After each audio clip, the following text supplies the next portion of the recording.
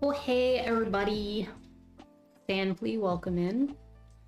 I had to mess with a bunch of my settings and stuff, so if you notice any issues with my mic sound or the music volumes or with camera issues, just let me know because I'm not certain that everything is actually functioning the way it was. So we'll see. We'll see what happens. Today I am just going to be doing a really low effort kind of gouache study.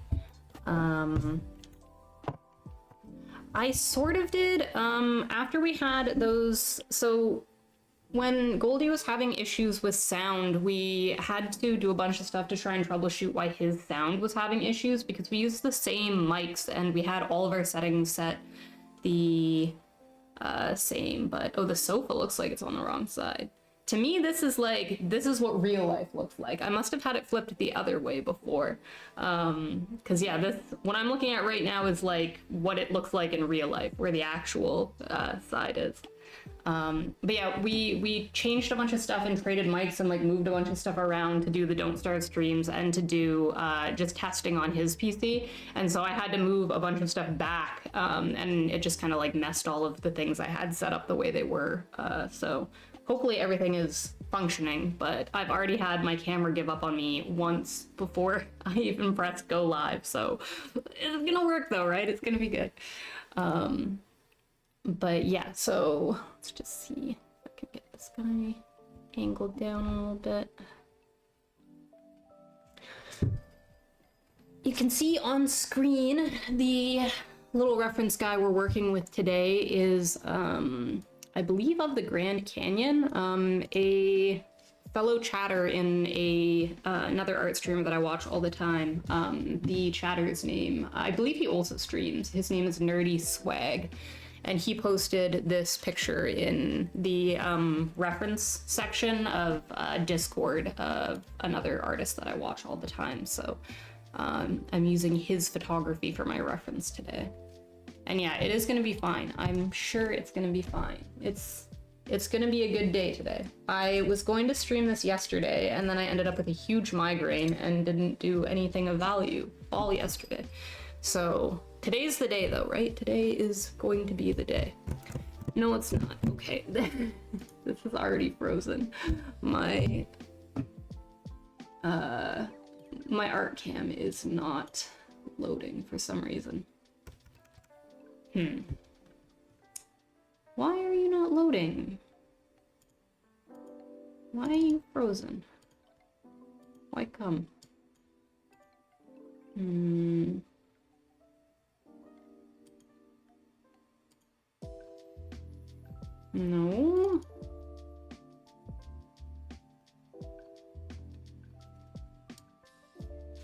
You're not doing anything valuable also.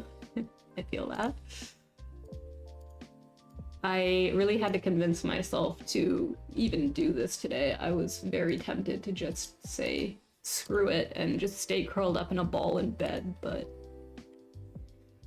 why is this not working?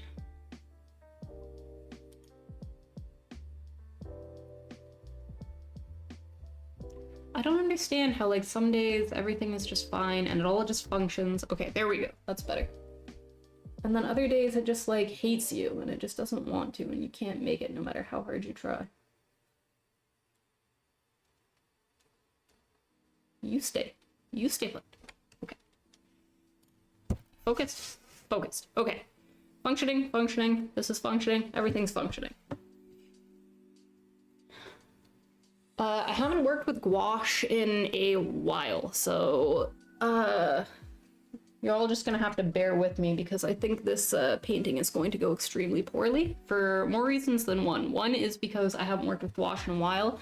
Two is because I'm not a landscape painter. I don't do a lot of landscapes. I don't do a lot of backgrounds. It's not something I have.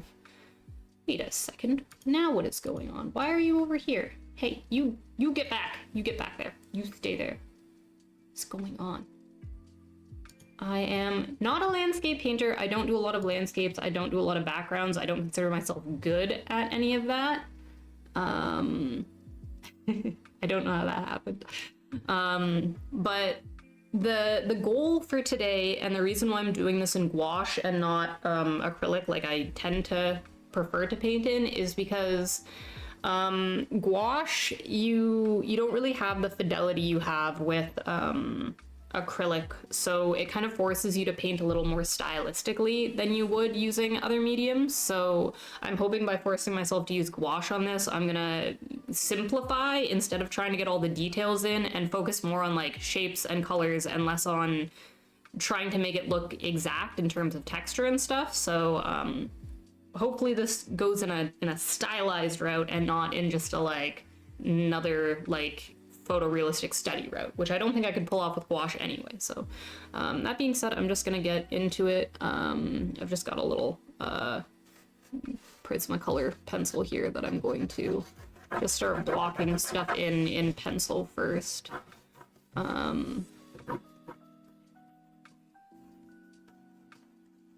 I could do this with paint, but gouache is a lot less forgiving than acrylic is when it comes to moving things around after you've already put them in, so it's just easier to do this with pencil crayon for me. I'm not so worried about like exactness today. Like I said, I'm trying to break some of the habits I have in being like really fussy. It's already very off. In trying to be too fussy and too precise with the things I'm drawing, instead of just like focusing on like the overall atmosphere that it's selling. There's a time and a place for coming up with good like likeness, and especially if you're doing like portraiture, then like the being very on detail is important. But I don't know why I have not left myself enough. I think my canvas is a slightly different aspect ratio than the picture is. So it's making me kind of crunch some of this down.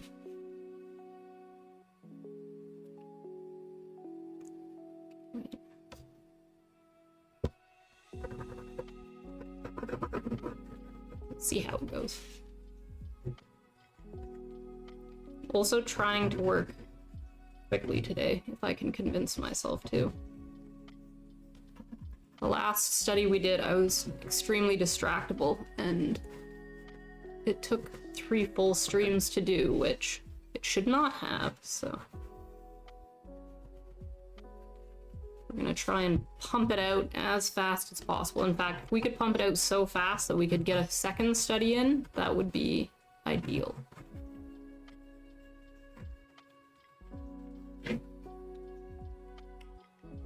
Yes, the fruits. The fruits were done in acrylic, which is what I wouldn't say it's my favorite thing to work in, but it is what I work in the most.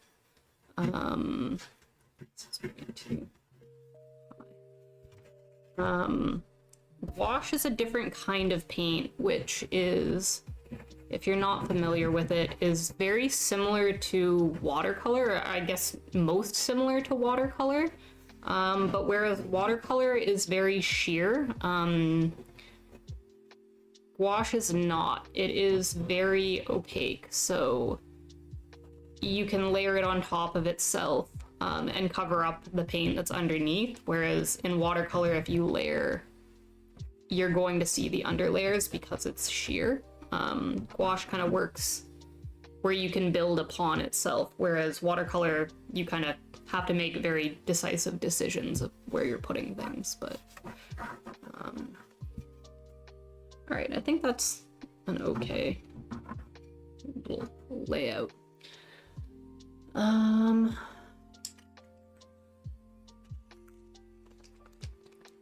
going to the sky first. I actually have no concept of how to do this sky. Any of the gouache studies I've done in the past,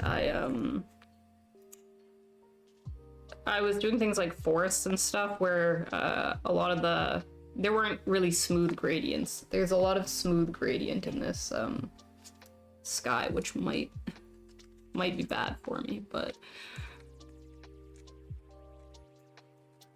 we'll see how it goes. We need some blue. Ooh, a little liquidy.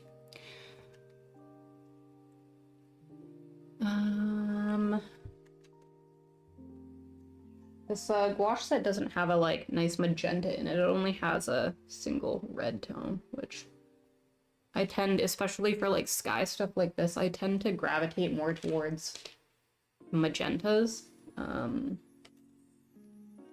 But I'm sure I can make this red work.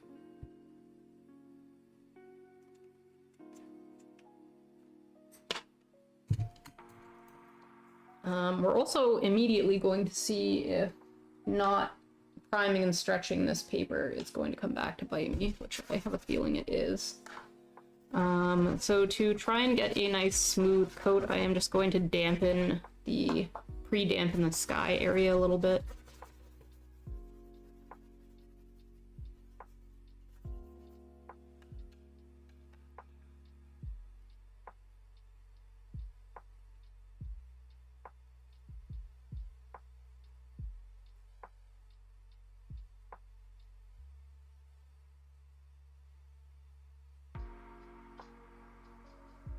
My instinct with watercolors and wash for some reason is always to want to do what I do with acrylic and work in really thin layers. It's not exactly how you're supposed to work with this medium, so we'll see. We'll see if it does or not, but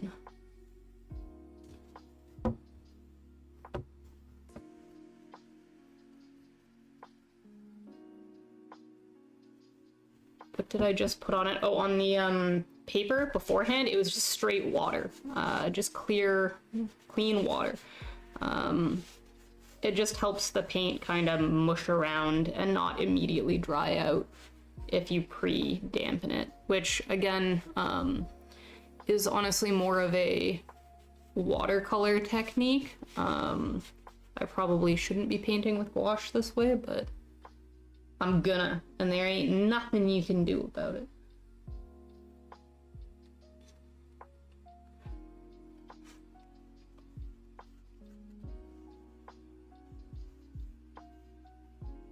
This blue is a little less, probably just should have gone in cleaner with it and not added so much white, but it's a little powdery of a blue than what I was really going for.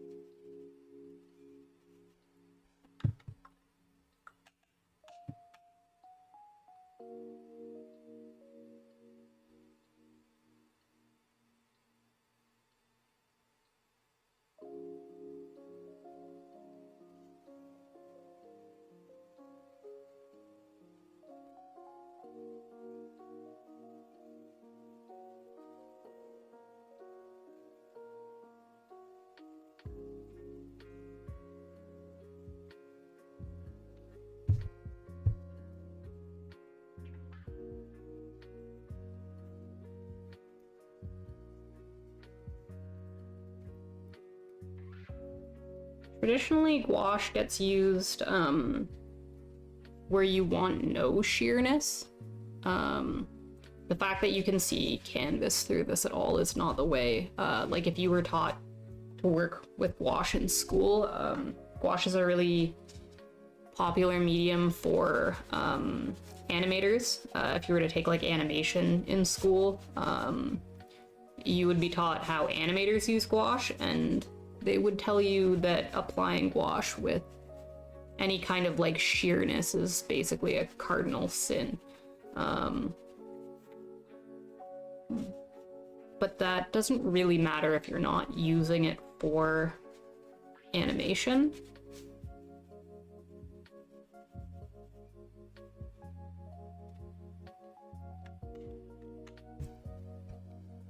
One nice thing about watercolor and gouache is that you can pull color out in a really fun way.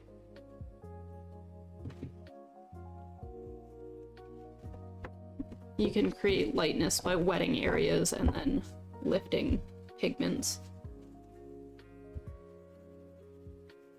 And just kind of scrub backwards down to the the paper.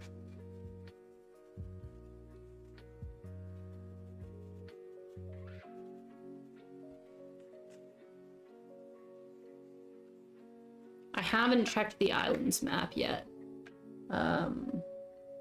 We've been so bogged down with all of our miscellaneous tech issues that I haven't looked up all of the things I keep meaning to look up with Don't Starve.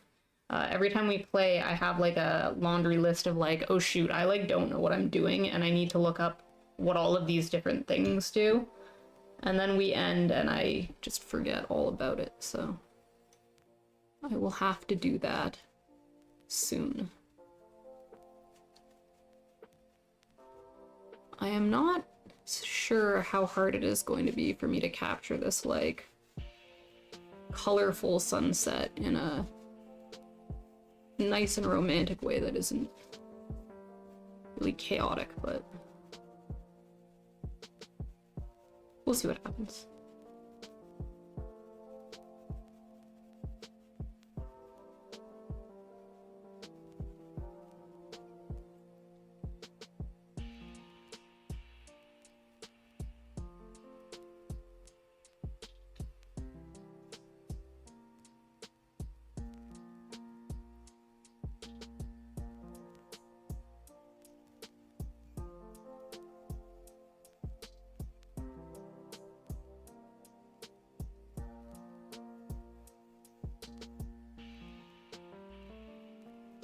My instinct with this is always to work kind of quickly, and I think that's the wrong instinct to have with this medium.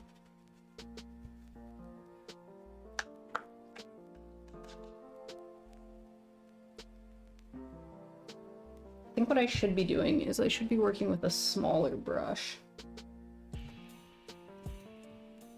and being a little bit more intentional, but like I said, the way that this gradient happens is really subtle and graceful, and it's kind of hard to capture.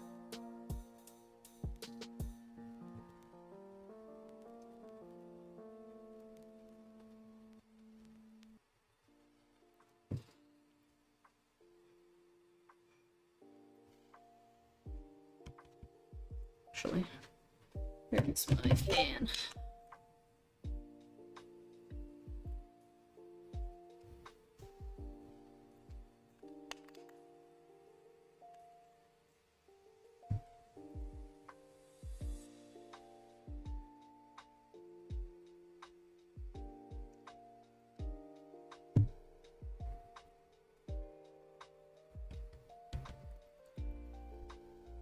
Paper is buckling a little bit.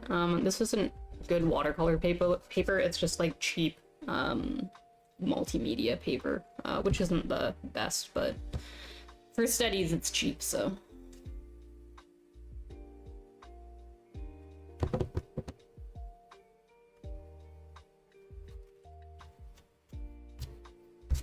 Can also tell it's not the best for this because it's like pilling up a little bit. You can see fibers of the paper from me scrubbing the brush in that are coming up.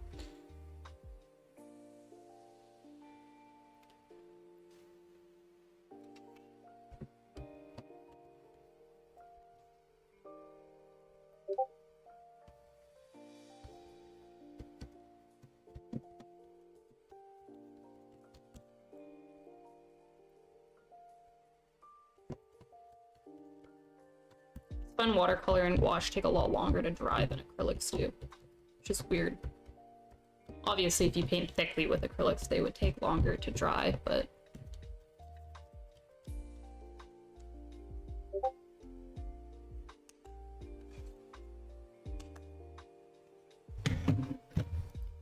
okay.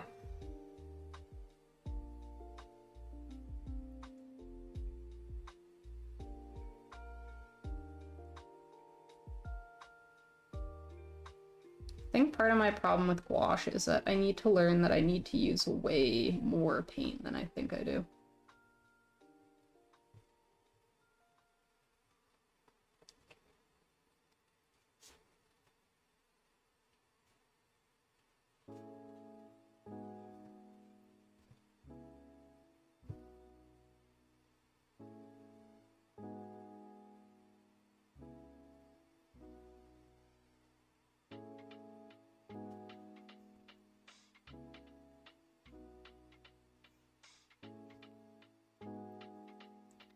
It's really meant that you're supposed to put it on quite thick.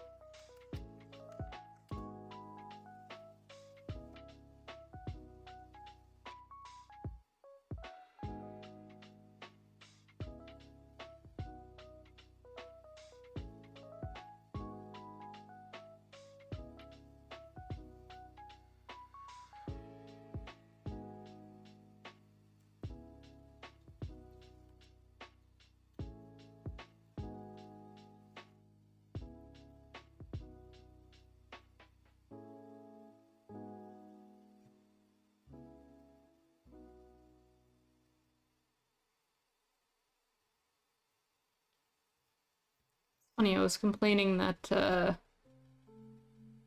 I wanted a magenta, and that I only had this red, but actually I think this red is 2 in the direction of magenta for me.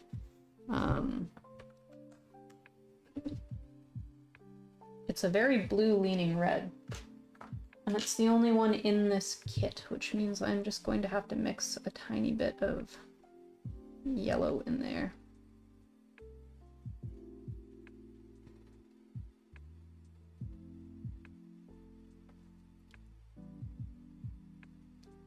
Kind of mixes down to a very blue pink.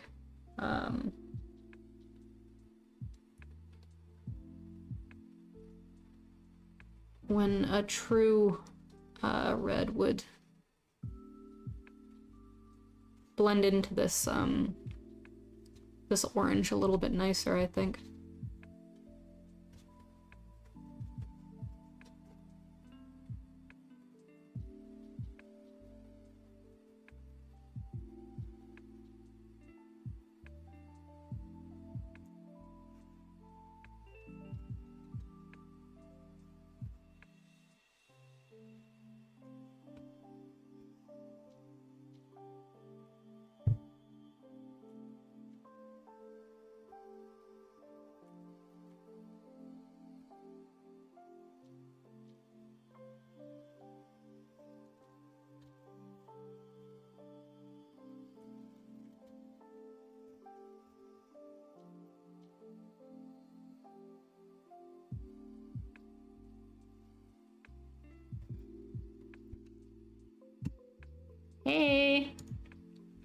good, how are you?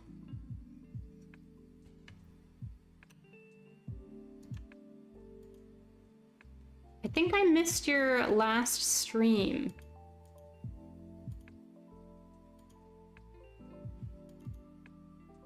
I saw the post you put on, I believe it was Instagram, of the Mononoke painting, or I think it was just a sketch at this point that you've been working on. And I was bummed that I didn't see you when you were live.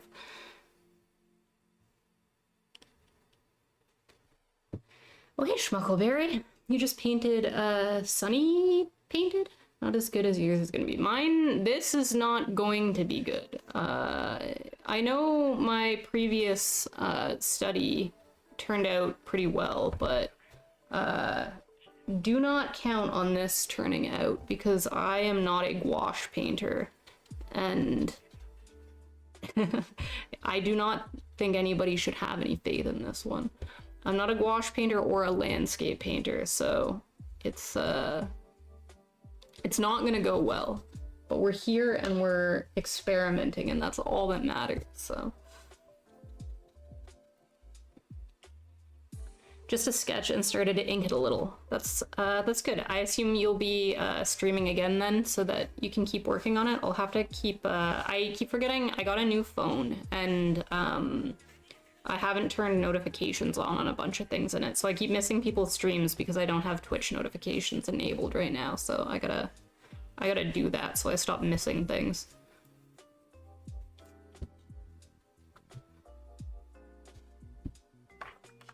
But you picked a really good, what's it called? Still from the movie. It has, like, everybody in it. I'm surprised. Is it an actual still from the movie, or is it, like, a mashup someone made of, like, it? Because I was just surprised that, like, literally they were all in the one shot.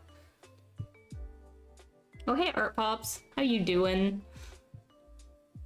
You prefer acrylic gouache. What's the main difference between the two? I've never worked with acrylic gouache. Does it dry down like acrylic, where it's like permanently set once it's dry? And if so, how does that make it different than acrylic? Oh, you're doing good. That's good. I'm doing all right. I am recovering from a bit of a flu, honestly, and I've also had nothing but technical issues the last number of times I've streamed. So I'm just praying that we don't have any of those problems today. And as long as everything stays functioning today and my sickness continues to go in the direction of better, then at least things are looking up. I think it's a movie still. Research for hours. The end of the movie when they part ways and Ashitaka goes back to his village. Okay, cool. Yeah, I wouldn't have expected that there was like a single shot that had like the wolves and Yakul and both of them in it. So it's a really good choice.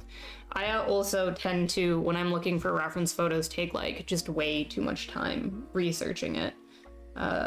You just feel like if you're gonna spend hours like staring at something, you want the perfect thing to be staring at. Sometimes it pays off, sometimes it doesn't.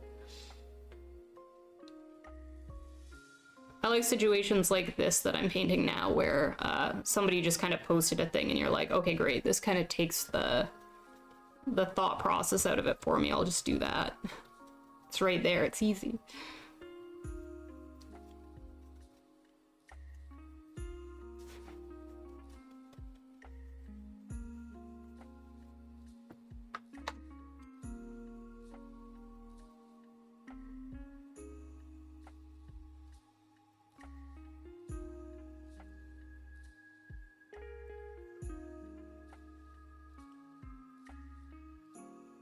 You're sorry I'm not feeling good? Yeah, it's not that bad anymore. I just kind of had like a bit of a flu. I feel like everybody's been getting sick. All the like stream chats I've been in as well, like everybody's been complaining that they've been sick. So I think it's just that time of year, but it's not terrible. And I think I'm on the mend, so that's what's important.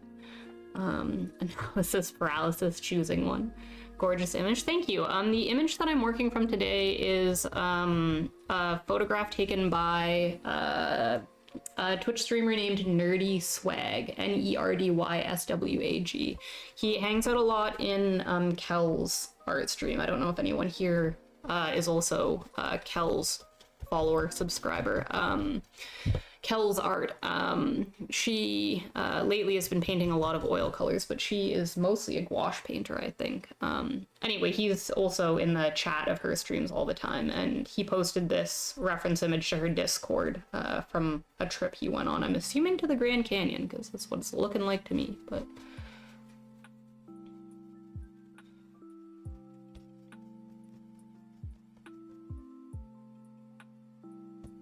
Nerds. What's the matter? You don't like Princess Mononoke art pops? Come on, everybody likes Princess Mononoke. Gotta check them both out. Yeah, I haven't managed to catch Nerdyswag streaming. So I'm not sure if he streams art or not, or if he streams because I don't know that he does art if he just does photography. I think he's just a gaming streamer, but don't quote me on that. I am not certain, but Kel's streams are great, and Kel's community is really good. I really like Kel's community. It's just frustrating with Kel's is that I miss some of her streams, and because she uses copyrighted music the whole stream, you can't, there's no VODs anywhere, so if you miss it, you're just out of luck. Although I think she's working on recording and separating the audio so that she can upload VODs later, which I might look into as well, because frankly listening to copyright free music for like 3 hours while you paint isn't that exciting.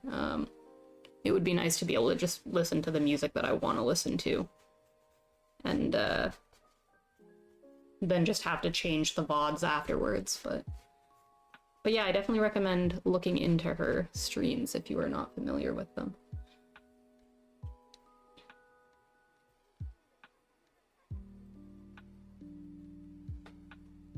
You never saw it? Art Pops, come on. You gotta see Princess Mononoke.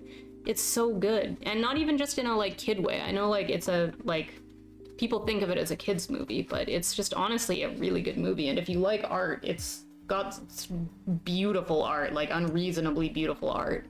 The landscapes in it are phenomenal. And it also has, like, pretty dark themes for Ghibli. Like, it's, there's war and there's people getting their like arms cut off, and I don't know, it's pretty crazy. I'd give it a watch. It's pretty good.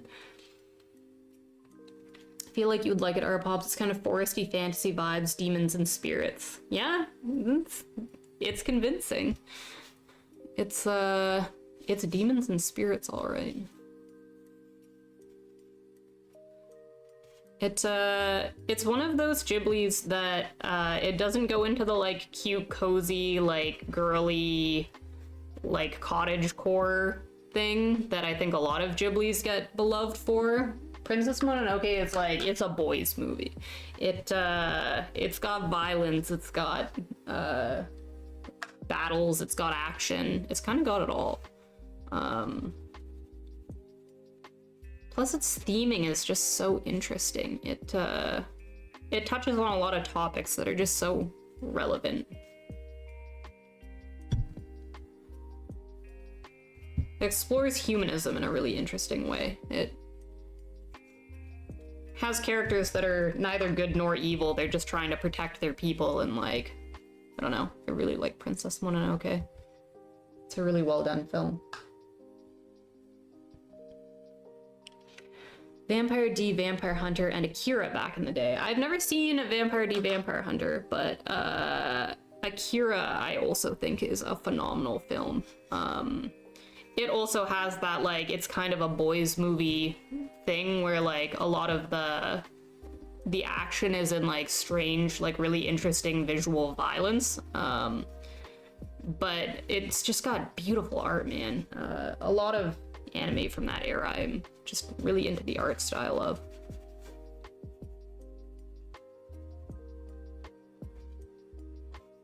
I'll have to look into it. I can't even picture it. I know I've heard of it, but I'll have to look into it after stream and see if I can add it to my watch list.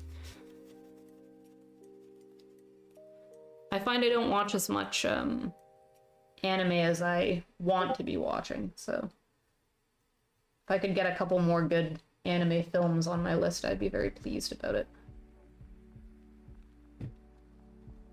Just remember him slaying vamps and whatnot. It's very bloody. I believe that.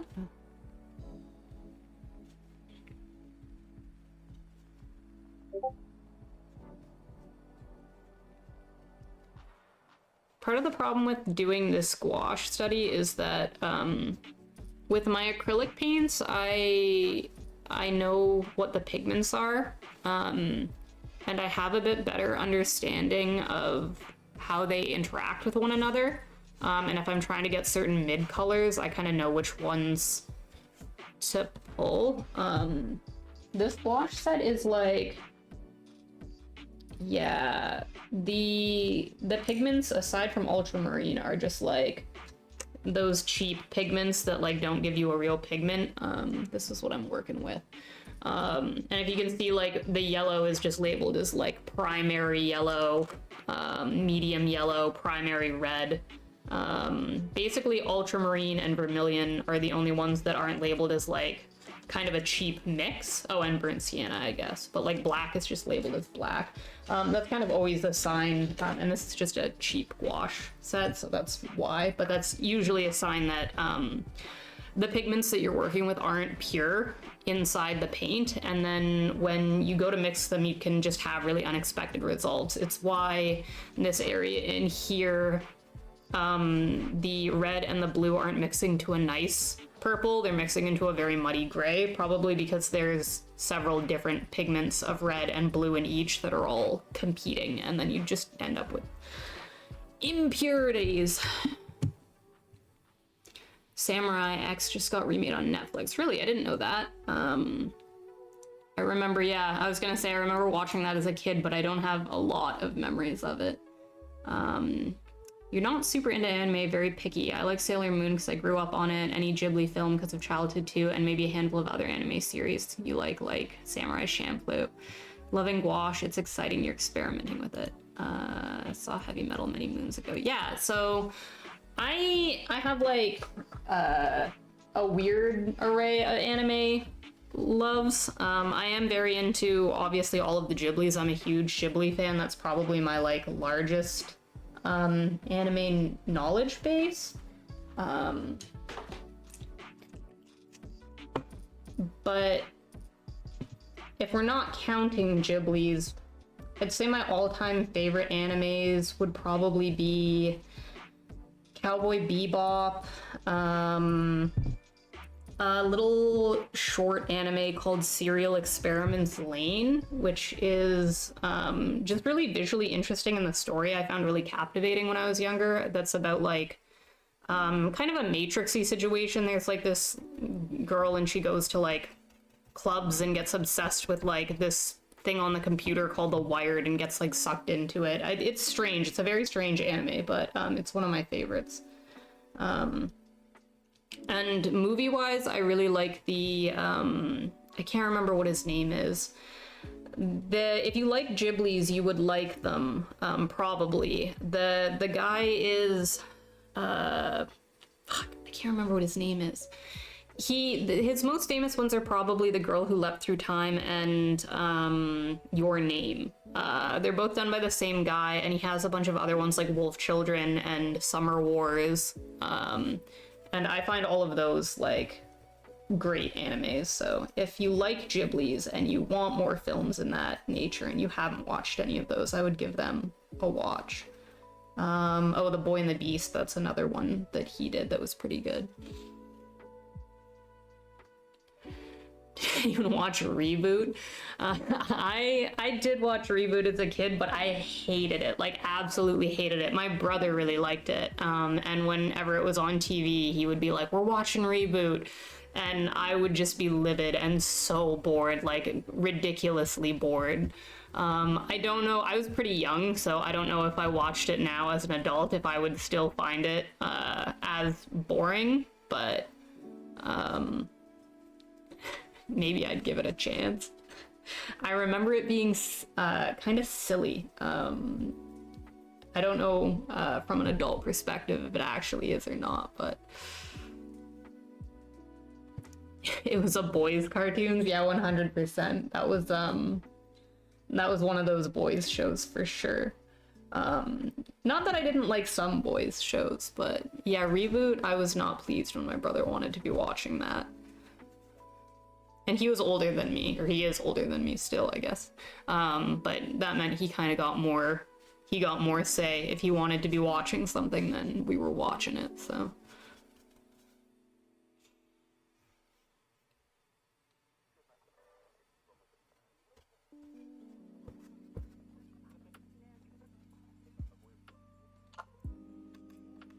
Stimpy? Ren and Stimpy is in Ren and Stimpy?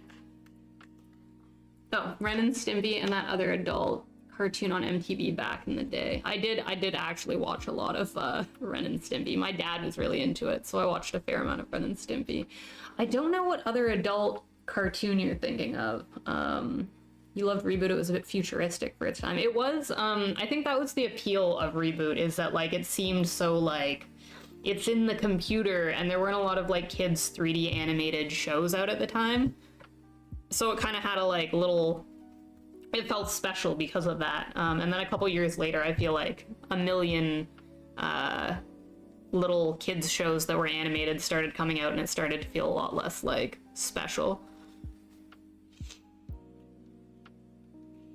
The older sibling always chooses. Yeah, definitely. My brother was pretty good for it. Like if I really wanted to be watching something, he'd cave. And I'm sure he probably watched like, I don't know, Cinderella or something 100 more times than he actually wanted to be, because it's what I wanted to be watching. So he's a pretty good brother. I feel like looking back at Reboot now, the 3D animation was so rudimentary compared to now. Technology has come such a long ways. Oh, Aeon Flux, interesting. I never watched a lot of Aeon Flux. I definitely think I saw like a couple episodes, but it didn't air very often. I'm in Canada, so we didn't get a ton of anime here. When I was younger, the animes that I watched as a kid, I didn't really like Sailor Moon. I loved Sailor Moon as a kid, but it wasn't on that often. It was hard to catch. And then I watched Yu-Gi-Oh! I watched Pokemon. I watched Digimon. I really liked Digimon. I might have liked Digimon more than Pokemon, actually, which is kind of crazy. Oh, and I watched Inuyasha, which I think a lot of people, like Cartoon Network late night, experienced the days of Inuyasha.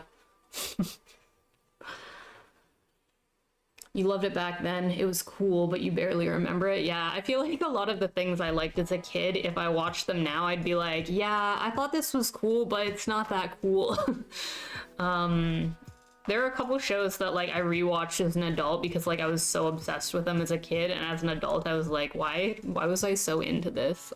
There was a show called The Worst Witch that used to air when I was a kid. It's basically like Harry Potter, but I think it predates Harry Potter, actually, of just like a girl who's a witch at a witch school, and I was obsessed with it as a kid, but it was never on, and so I found it online and watched all of it semi-recently, and while it was like nostalgic the entire time, I was just kind of like, this kind of sucks. Why was I so obsessed with this? I guess in my head I was just like, I want to be a witch. I want to go to witch school, and that's as much as my toddler brain was thinking.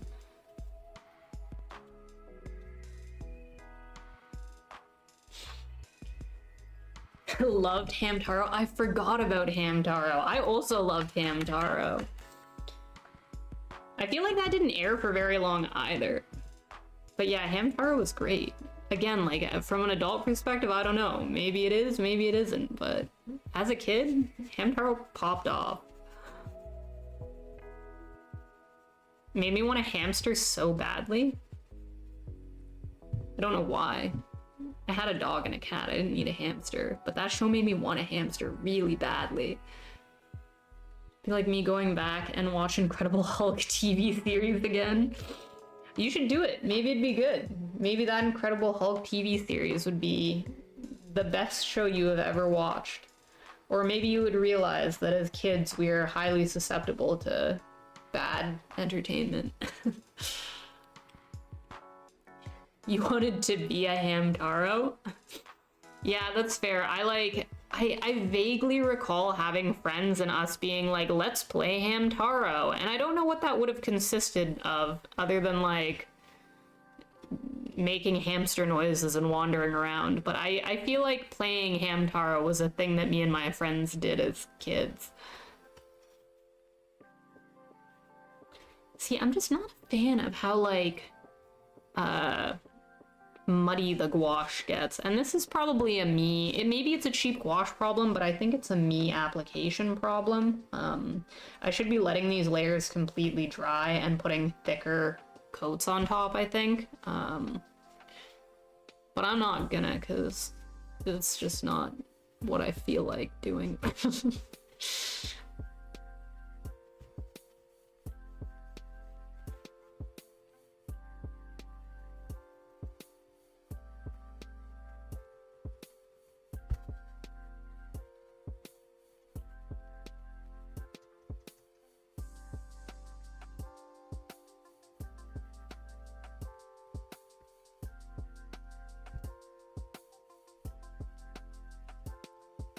I think I'm making the sky much too dark as well, but...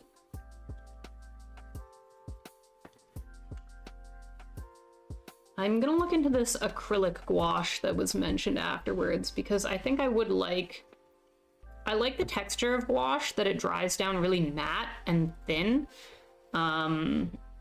But I don't like that it reactivates in the way that watercolor reactivates. If it like completely set and then the next layer, it didn't do that. And if that's what acrylic gouache does, then I'm getting me some acrylic gouache, because like eating sunflower seeds. Actually though, what a great activity.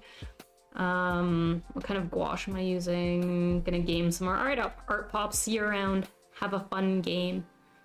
I'm just using tubed Winsor Newton gouache packet. And this one decent pack I have of this, I believe, Japanese brand of, where's the camera? Of white.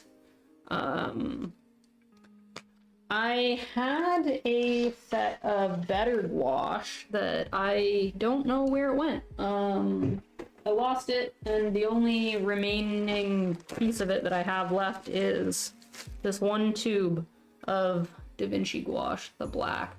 And this stuff was good, like really good. The last time I painted with it, I was very happy with it. But I'm not sold on this Winsor Newton stuff just yet, but we'll see.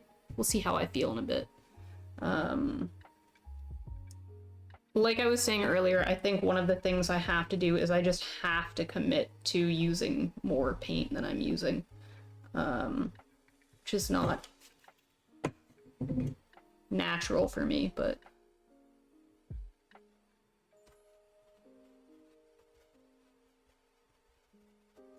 it's the way you're supposed to use the wash, so...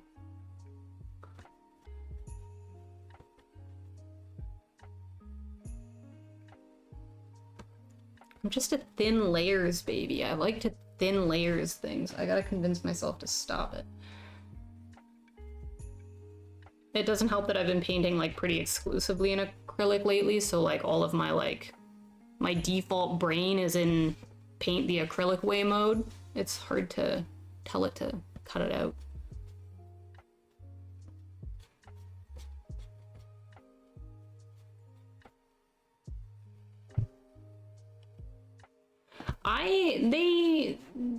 The fact that they are Winsor Newton makes it sound like they're nice, but I don't think they're actually nice. One, Winsor Newton has gone like really downhill in the last number of years, and their quality has just been kind of garbage. But also you can kind of tell when you're dealing with fine art paints, if you're dealing with like kind of low quality ones, when the color names are kind of generic. So you can see, I was saying this earlier, that you can see the color names on these. I don't even know if you can read them, but it's like primary yellow, primary red, medium yellow. They're not like, the only ones that are labeled with actual pigment names are the ultramarine and the burnt sienna. The rest of them are just like primary blue, which means they're not made out of pure pigments. They're made out of like a mix. And that's probably why I'm getting really muddy mixing up here. You're looking at those tubes at the store a few months back. Yeah, I'm not sold on them. It could be me, but I am not sold on them. I saw you're using a like Hemi gouache set, right? One of the ones with the like tubs when you paint. How do you like those? Because I've heard mixed things about their quality. I do like that you don't have to mix a lot because they come with a lot of colors, but I've heard people whining about like opening them and having to like mix all of the tubs together, and that the like tubs dry out and then you have to like rehydrate them all the time. So I considered getting them, but I also just like, they seemed kind of like a pain in the ass. Whereas like tubed gouache like this, like you're guaranteed it's gonna be the right consistency out of the tube. But then also like I should be using more. And I feel like if I had a big tub of it already mixed, instead of me like having to tube it out, I would maybe be more inclined to like use the right thickness, but I don't know.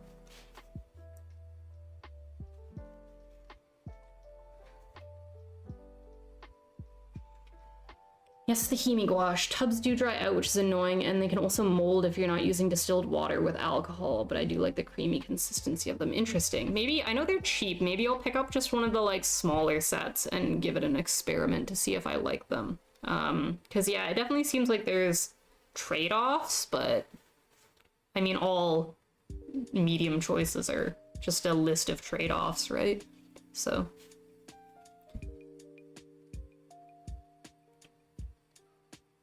I keep getting this thing since I got sick where I feel really bad, like I'm gonna sneeze, and then I don't sneeze, and the sneeze never comes, and my eyes just water a bunch, and I feel like I'm gonna sneeze, and it just doesn't happen, and I hate it.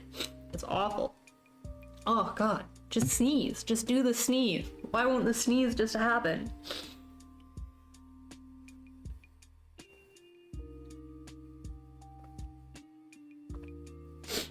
Ah, jeez.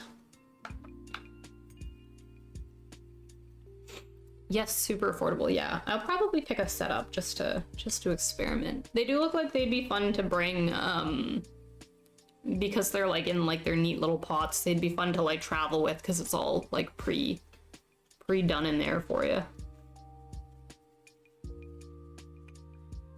Sometimes you look at a bright light or towards the sun on purpose to sneeze. Does that help? Does that work? Does that make you sneeze? If that's true, I'm gonna start doing that. I didn't know you could do that. If that's a thing, sign me up.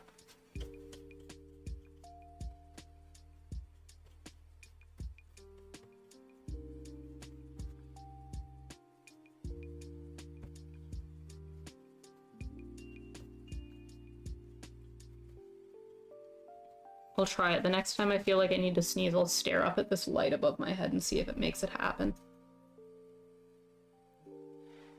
That like lingering tickle, it helps. Interesting. Okay, I'll give it a try. The next time it happens, I'll look at the light and see if it makes me sneeze. If it works, you're a genius. Because literally for days, I've just been like desperate to sneeze. I think I've actually managed to sneeze like 2 or 3 times, and there's just been like 70 to 80 experiences of like 5 to 10 minutes of me just praying for a sneeze. I think I am getting better though, which is nice. My throat was really bothering me for the last couple of days, and it's not as sore now, so I don't sound as strange as I did either. I had a bit of a raspy voice for a while, but it seems like it's going away, so.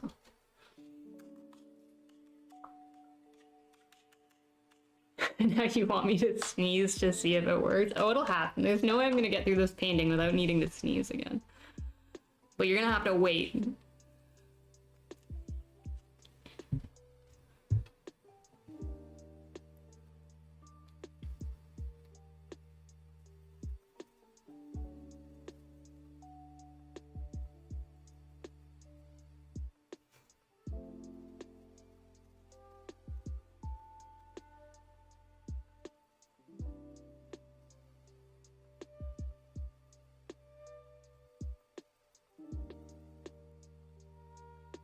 when you add white to this red, it makes a really pretty pink. It just doesn't really make the like color that I want it to make. Which is like a more vibrant, not vibrant, like a more red pink, like a cleaner red tone. And when it mixes in with this blue, it just grays down really badly for some reason.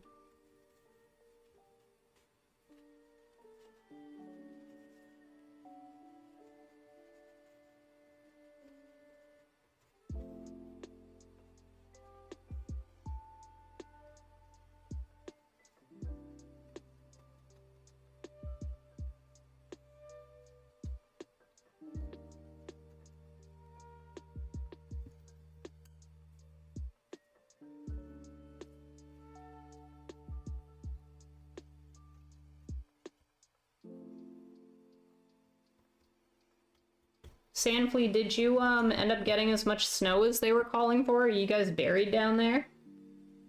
We just finished another storm here. It snowed all yesterday, and I haven't gone outside, so I have no idea what's going on out there. But when I look out my window, there's like a meter of snow in the backyard, so...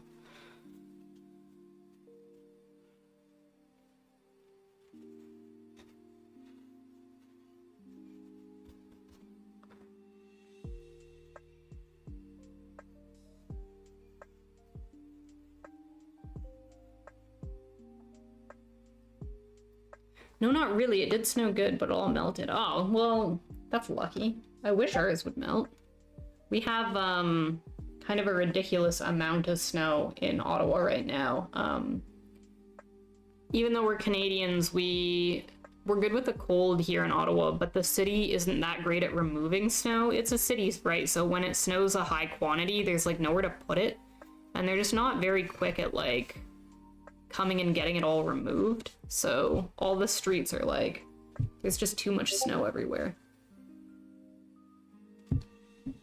I wish they would do something about it, but we're supposed to get more, I think, during the week, so they're not going to.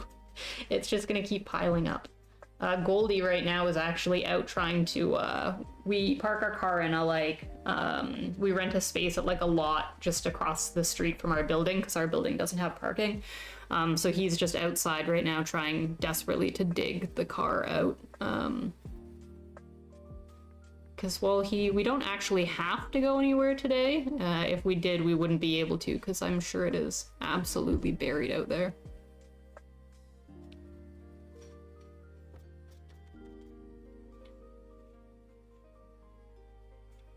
Very windy, so it kind of feels very cold. That's the worst. I mean, it's not so bad if you don't have to go anywhere. If you can just hide at home, then no big deal, right? Which is my plan. It's yucky out there, but I'm just hiding, so it's fine.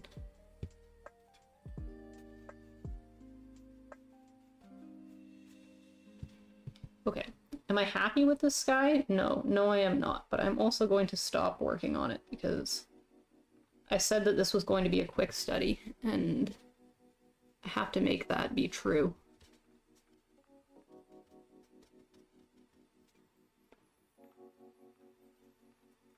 Okay, well, that was way too much water.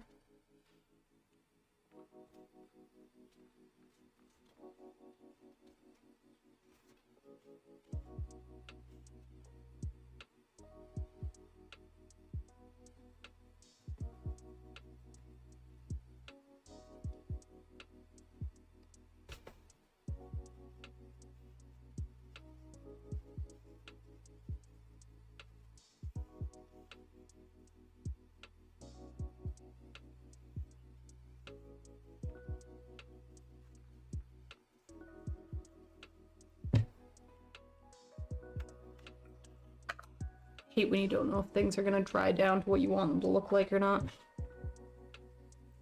Quick study turns into 5 hours later. Always happens. Actually, though, I'm really bad for it. I'm also like, oh, this will be a study, and then if I'm doing it in acrylic, I'm like, I'm gonna just do like a low effort study. I'm just gonna block in colors and like not try and make it look realistic or anything. Just try and like do just a quick little thing to get practice in, and then like my fruit stream that I did recently, turns into like 3 full 5-hour streams of like me making a like photorealistic study when I was just supposed to be like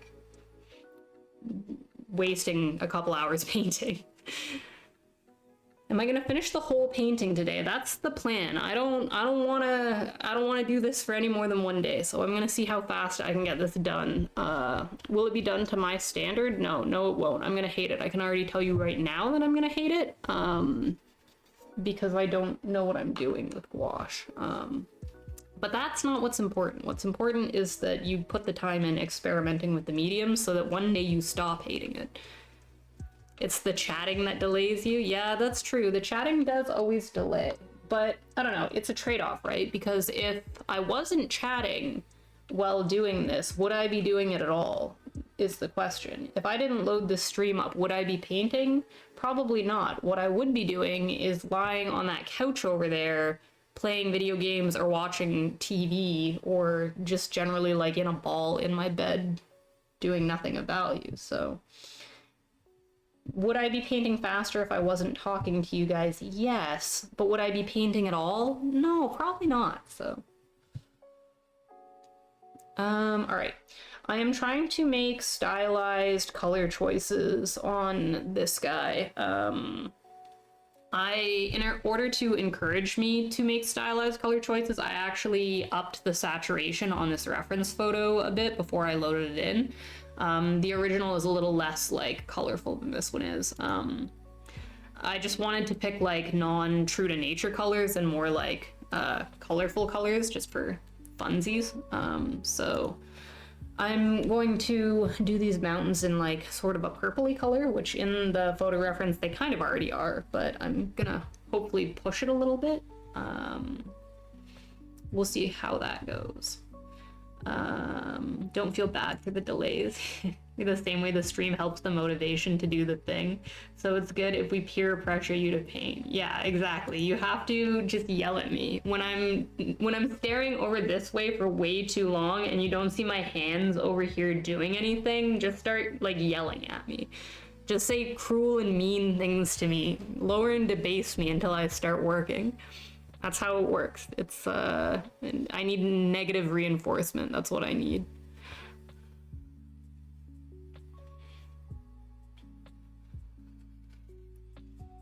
Okay, see, this is where I need to, like, commit to things better, because this needs to go on in a thick layer, and I don't have enough paint mixed for that at all, so I gotta get more paint on this palette. Like, a lot more paint on this palette, I think. Because I should be putting this on in like nice thick opaque layers, and I'm not doing that at all.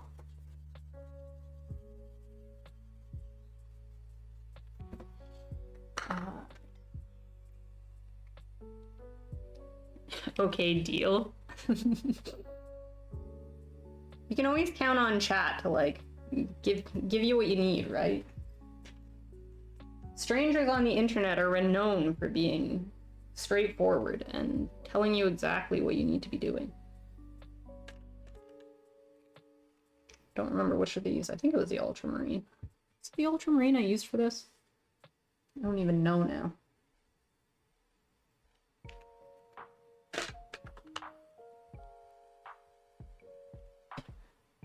All right. More. Okay, this is looking better.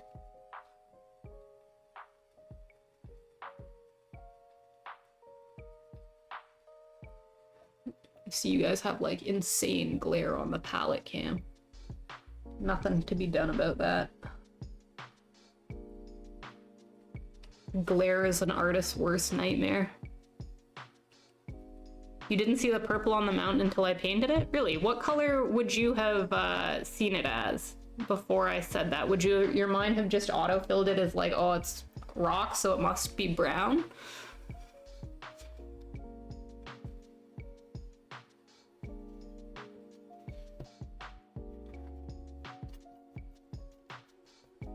Like brown and black, yeah. That's a very common thing. Your mind really wants things to be the color that you know them to be. You gotta do a lot of work to like convince it that that's not always true. I probably should have done these background elements first, because from a layering perspective, this is just going to be harder to do. Let's backtrack for a minute and put those in.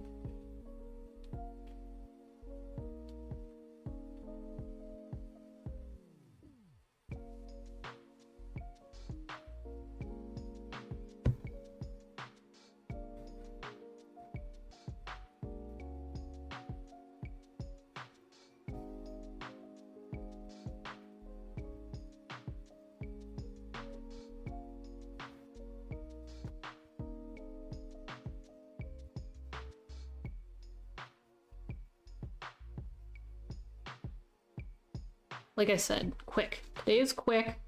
Don't be a perfectionist. Just do it quick. Just focus on quick. That's what we're doing. I think I made that way too dark. This picture is a really good example of atmospheric perspective. The stuff in the distance is lighter than the stuff in the foreground. So if you're ever making a landscape up and you're not using photo reference, just remember to always add a bunch of white to everything you're painting in the distance, and less white as you come to the foreground. And it'll look like it's far away, just magically.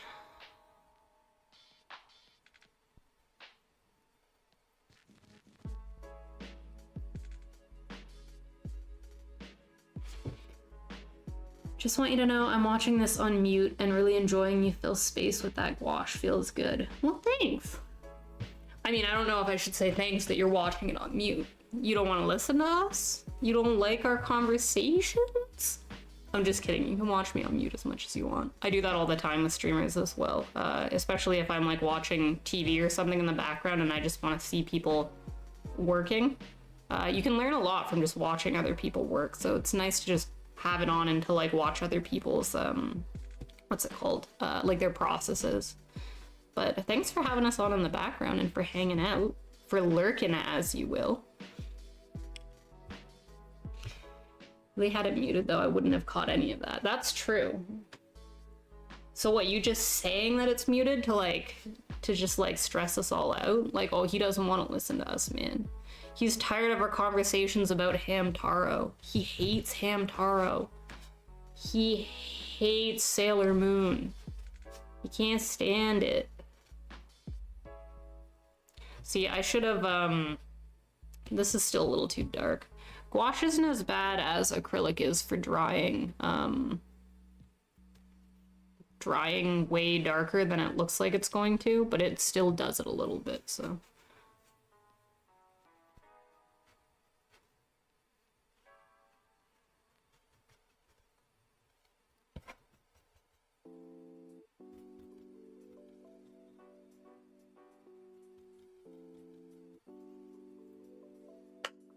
Add more white and go back over it.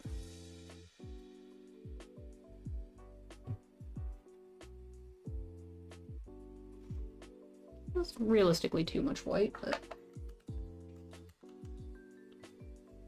You unmuted to say hi, so maybe there is a valuable life lesson.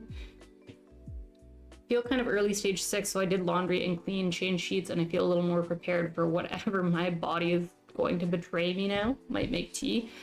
I feel you on that. I have been recovering or fighting. Am I recovered? I don't know. I've been fighting with sickness for almost a week now, off and on. I thought I was getting better, and then I got worse, and then I got better, and now I'm better-ish, but like not better. So hopefully whatever is coming your way happens quickly and goes away quickly. But making tea is a good call. You should make tea, you should rest, you should eat lots of good foods,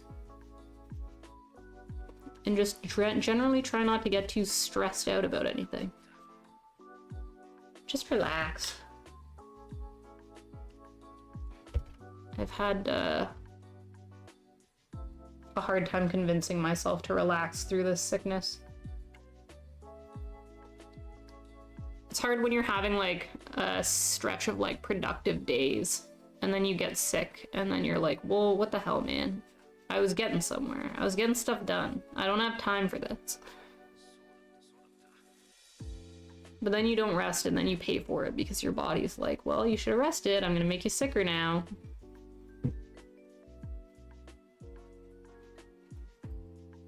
Armpit lymph nodes are all tender and your sinuses are aching preemptively. That's not good. I don't get lymph node things. I've never had like lymph node pain as a like precursor to being sick. I knew I was getting sick because I finished a stream last week at some point and I turned it off, and probably like 20 minutes after it, I went from being completely fine to my throat just like burning, just so sore. And the next day I woke up and had like a really hard time talking and swallowing and stuff. And then I got a bunch of body aches. It's getting that like ouchie, you've been in bed for days feeling, even though I hadn't been. And the weird thing is that for the first half of this sickness, I didn't have any like stuffed up nose or anything like that. It was all just my throat and my body. And then now I have the stuffed up stuff. Now I'm sneezy and gooey in there. It's all gooey in there. Nobody likes to be gooey in there. Jaw pain yesterday. You're just a whiny soft boy, don't mind you. I don't blame you for that. We're all whiny. We're all whiny when we're sick. It's not fair. It just feels like you're being like robbed of your time when you get sick. It's just feels like a slight upon you. You're not a whiny soft boy just because you don't like being sick. None of us like it. But I hope it goes quickly for you anyway. Like you said, make some tea, eat some soup. Tea will make you happy. Tea makes me happy always. I drink too much tea, far too much tea.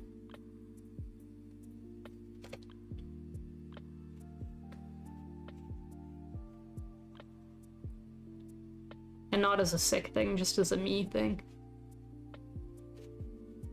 Guess that's the British half of my heritage taking its toll.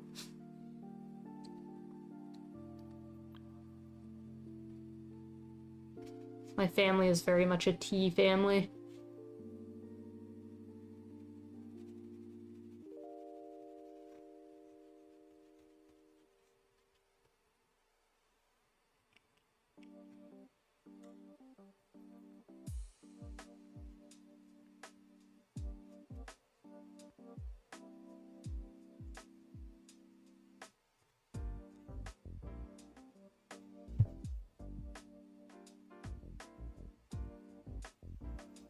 Trying to add like texture to these back rocks, but without like thinking too hard about it or trying to make it too much like the picture. If anyone was watching me do the fruit painting, you know that usually my inclination would be to zoom way in on this detail and spend like 2 full hours getting like every single little stroke exactly where it is in the photo, but that's not what we're here for today, so resist the urge. Must resist the urge. Just gotta get like the gist of it in there. Only painting the gist is allowed today.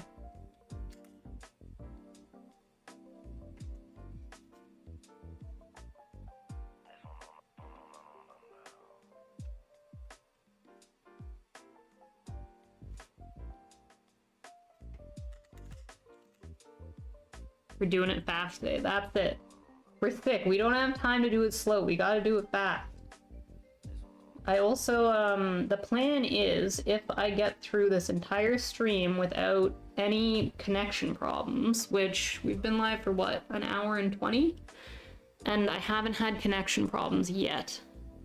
Which means, unfortunately, all of the connection problems that I've been having are almost certainly because my internet cannot handle me and my boyfriend streaming at the same time. Because we've been streaming Don't Starve together, him on his channel and me on mine simultaneously, and the last couple of times we've tried to do that, everything just shits the bed and the stream cuts out, and Sandflea, who's been playing with us, gets disconnected from our server, and just all hell kind of breaks loose. And the fact that I am not having any issues currently, to me, says that the reason is totally because we need more up speed than we have. So unfortunately, it looks like we're gonna have to make a call and either pay for the next layer up of internet quality. Otherwise, Goldie's just gonna have to not stream when we play, which he'd probably be fine with. He mostly does it because I want to be doing it, but it's just a shame, you know, when we could both be live.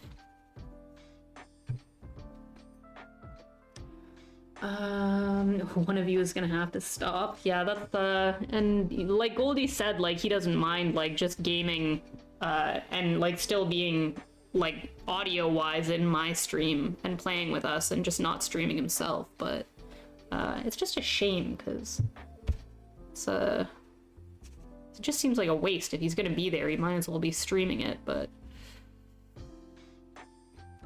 what is my download speed now? My down is fine. I think it's the up that's the problem. We have like a low tier internet package. We only pay for, I think, 100 up and 30 100 down and 30 up. So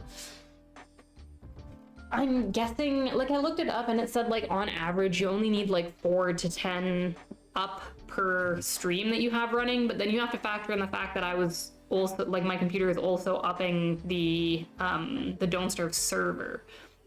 So I think between those three things, we must just be, like, just barely capping over that 30, and then we're getting throttled, and then the entire thing gets, like, it just implodes, right?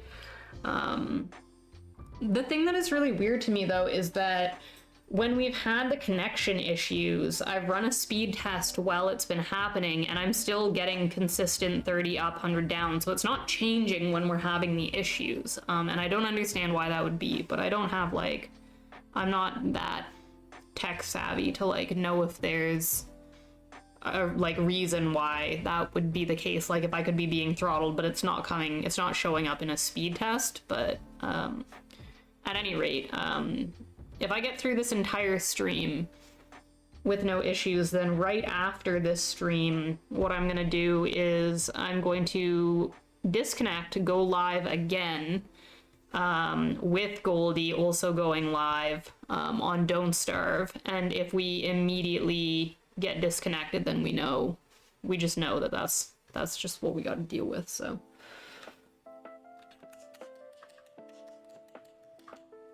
But yeah, we'll either have to take turns streaming or we'll have to just cave and upgrade our internet, which I don't think it would be, like, insanely expensive to upgrade to the next, like, layer up of internet package.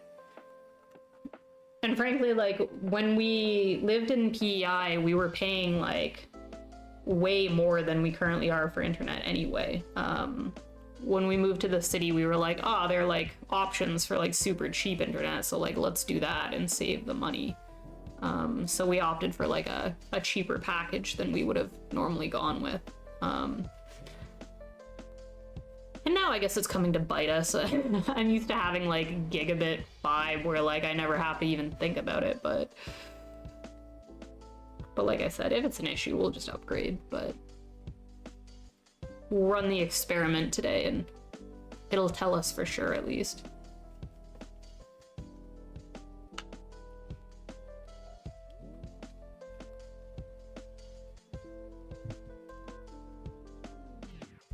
So up until this point, like, we usually have lived in places where there's been, like, a bunch of us living in the house at once. Like, I lived with my brother for a while. When we had our house in PEI, he lived with us, and him and his girlfriend are also gamers, so, like, the four of us were basically constantly, like, streaming things and playing, like, video games, like, all at the same time, so we always had a really high, like, internet package.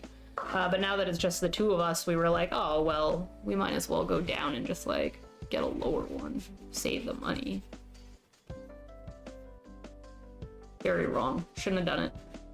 Should have just paid out in the first place, but I don't think it's that complicated to like call them and get them to like change your package up, so. But I guess that's up to Goldie, because like if I'm playing video games like Don't Starve, I'm going to be streaming them, so it's kind of his call if he wants to keep streaming them or if he just wants to give up on attempting to stream and just let me do it, and then we wouldn't have to upgrade in concept, but...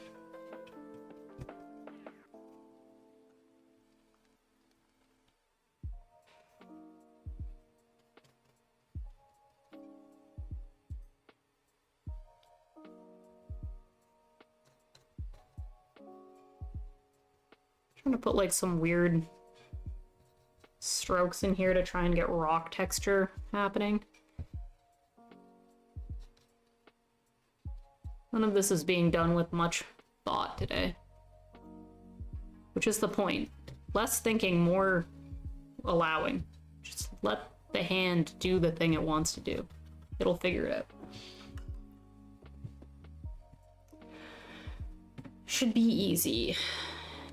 Hopefully. Am I streaming tomorrow? We'll see. We'll see how I feel after this stream. The last 2 days in a row, I have had a migraine. I got one in the middle of the night, not last night, but the night before, and I had to wake up and take a triptan, which is like a medication that like aborts migraines that I have. And while it usually works to abort the migraine, it makes me feel like kind of crazy afterwards, like really groggy and like really strange. And usually when I have to take it, it like puts me in the clear and then I don't have a migraine again for like a while. But then yesterday evening I had to take another one because we were just watching TV and I felt another migraine coming on. I was actually going to stream yesterday and I didn't because of the migraine. So I have like this like vague sensation of like a maybe headache that's just been like lingering in my head today, and if for some reason I end up with another migraine tonight or at some point today, then I probably am not going to stream tomorrow and try and take like a proper rest day to try and, I don't know, reset the works. But it'll kind of depend on how the day plays out. If I get through all of today and I have no issues and I feel like I'm properly on the mend, then probably, yeah, I'll be back tomorrow. Goldie's off tomorrow as well, so depending on how this Don't Starve server situation gets fixed, we'll probably be playing Don't Starve, even if I'm not art streaming. Because I want to be playing Don't Starve, is the thing. That's what I want to be doing. That's the fun thing. That's the worst, being woken up by a migraine. Yeah, I have like a weird relationship with migraines because I have had really bad migraine like severity and frequency in the past, and I've managed to get it down to a point where like I only really get like maybe a migraine, maybe 2 in a month now. And sometimes they're still really severe, but just because I don't get them as often, it just seems like it's not that big of a deal now. Whereas before I was getting like 3 or 4 a week, which like I was basically useless. Like I couldn't do anything when I was in school and I was getting them at that frequency. Like I was missing so much school and like I just couldn't get anything done. It was pretty terrible. So by comparison, I consider like them not that big of a problem anymore because they used to be so much bigger of a problem. But it still just really ruins your day when you have plans and then all of a sudden you're like, well, I can't have plans anymore because I guess I'm doing this now.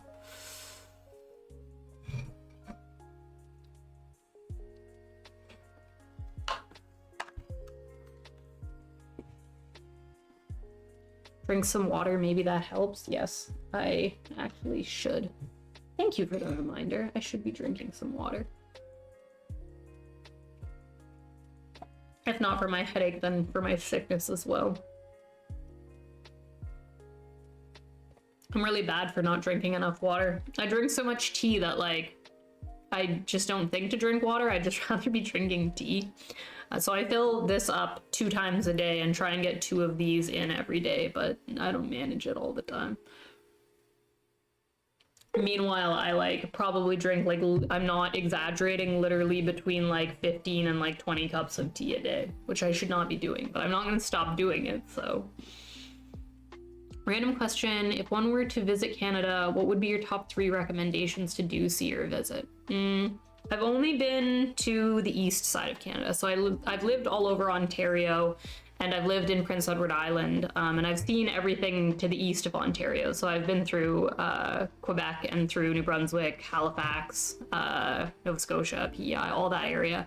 So I can't speak to the West Coast. I know the West Coast is beautiful, and probably if I'd been out there, I would say, like, you should see the West Coast because they've got the mountains and everything, and frankly, I should see the West Coast. But if you were coming to the Ontario area, I don't know, it depends on if you like cities or what you like. Prince Edward Island, where I lived, is like unreasonably pretty and such an interesting place to visit in the summer. But it's only like that in the summer. It's a nightmare the rest of the year. But the East Coast is like, I don't know what the States is like because I haven't traveled a ton in the States. But there's something about small town East Coast that just like makes a really good place for tourism. It's such a vibe, like especially during the summer. If you like seafood or if you like good food, like the East Coast Canada has some of the best food. I wouldn't call it wilderness. Surprisingly, Prince Edward Island is really developed. There isn't a lot of area left on the island where there isn't like farms and housing. Like we have no forest on the island really anymore. But it is just really quaint, like small town, like very farm community based place. But it has some of the like the most beautiful beaches, and it's just a really interesting place. I don't know, I have to recommend PEI just because even though I lived there for long enough that I left because I was like, I'm done with this place. I was only done with that place because I lived there for 7 years total, and I like missed society. I missed like shows, really. I missed being able to go to like music events and not have to drive a really long way. Otherwise, like you could just stay there forever. It's such a cool and pretty place, and it's just got really pretty things. But it kind of just depends on like what you like to do. If you like camping or if you like just like beautiful places and you go to the east coast of Canada, I would go camping in Cape Breton. Some of the prettiest places I've ever camped and gone on hikes are in Cape Breton National Park in Nova Scotia, Canada. And it's interesting out there because it is small town, like it's not super developed like PEI is, so you do get like wilderness out there, and you will see a ton of wildlife. Any of the hikes I've done there, I've seen moose, I've seen bear, I've seen deer, porcupines, like you see it all. They're all there. It's a really pretty place. You've never heard of Prince Edward Island? Have you heard of Anne of Green Gables? That's like PEI's claim to fame. If you know Anne of Green Gables, PEI is where Anne of Green Gables happens. So that's basically like the entire tourist market in PEI like caters to people who are like in love with Anne of Green Gables, and you can go to like the house and stuff, and there's like a museum there. But if you go to PEI, I don't really recommend doing any of that stuff. It's not like that interesting. Really, the like beaches and everything are where it's at. Going to just the towns and seeing the like restaurants and the shops and seeing the beaches, really. Like if you're going to PEI, you're going for the beaches. That's what you want to be there for. But it just has that like maritime, like, I don't know, you feel like you're like being transported at certain points when you're wandering around on the island, like back in time to like a simpler place where, I don't know, people care about their neighbors and stuff. It has its problems. Don't let me paint it as too idyllic. It's not a perfect place, but it just vibes really interestingly. I don't know. But I also love Halifax. Halifax is probably my favorite city in Canada that I've been to. Toronto has its fun value if you're into stuff like I am, like shows and like raves and things like that. But just in terms of like amenities in the city for like tourists, I think Halifax is probably pretty high up there. I've been to Quebec City. Both Quebec City and Montreal have like really interesting cityscapes and are really pretty. But if you don't speak French, like you could be intimidated. You can totally get by in those places without speaking French, but it's a little, it can stress you out. Canada should make a new territory with no clothing and call it Canudia. Free real estate. You get on that, okay? You immigrate to Canada and you set up a colony somewhere and you get on that. And I'm sure maybe you could make it a tourist destination. Lots of cool stuff about Quebec. Cheese, that's right. If you're into poutine, if you're into cheese, Quebec kind of knows what they're doing there. Okay, I feel like I lost a brush somewhere because I'm looking for like a filbert that is smaller than this, but I think I ran into this problem when I was streaming the fruit too, that I couldn't find a filbert that is smaller than a 6. I gotta go out and buy a smaller filbert, I think. I have so many brushes and then I feel like I'm looking for a specific one and I can't find it anywhere. Come on, little filbert. Somebody in here has got to work, right?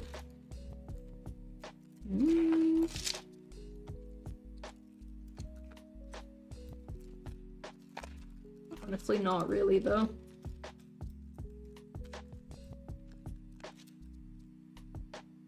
It was close, but it's annihilated.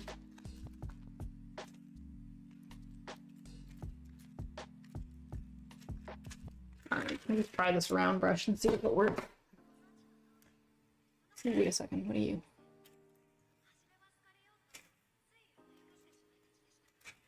I don't know. But yeah, Quebec is, there are parts of Quebec, the downtown area in Quebec City is so European. It feels like a beautiful European, like, heritage district. And it's just unreasonably pretty. I would like highly recommend there if you're into architecture or I'm very into like heritage architecture. I actually studied heritage carpentry in school, so I have a diploma, I guess you would call it, a certificate in heritage retrofit carpentry, so I'm really interested in like heritage architecture, and Quebec City has some amazing heritage architecture, some of the like prettiest stuff I've seen in Canada. PEI does as well. That's another thing that Prince Edward Island really wowed me with, is its cities, both Charlottetown and Summerside.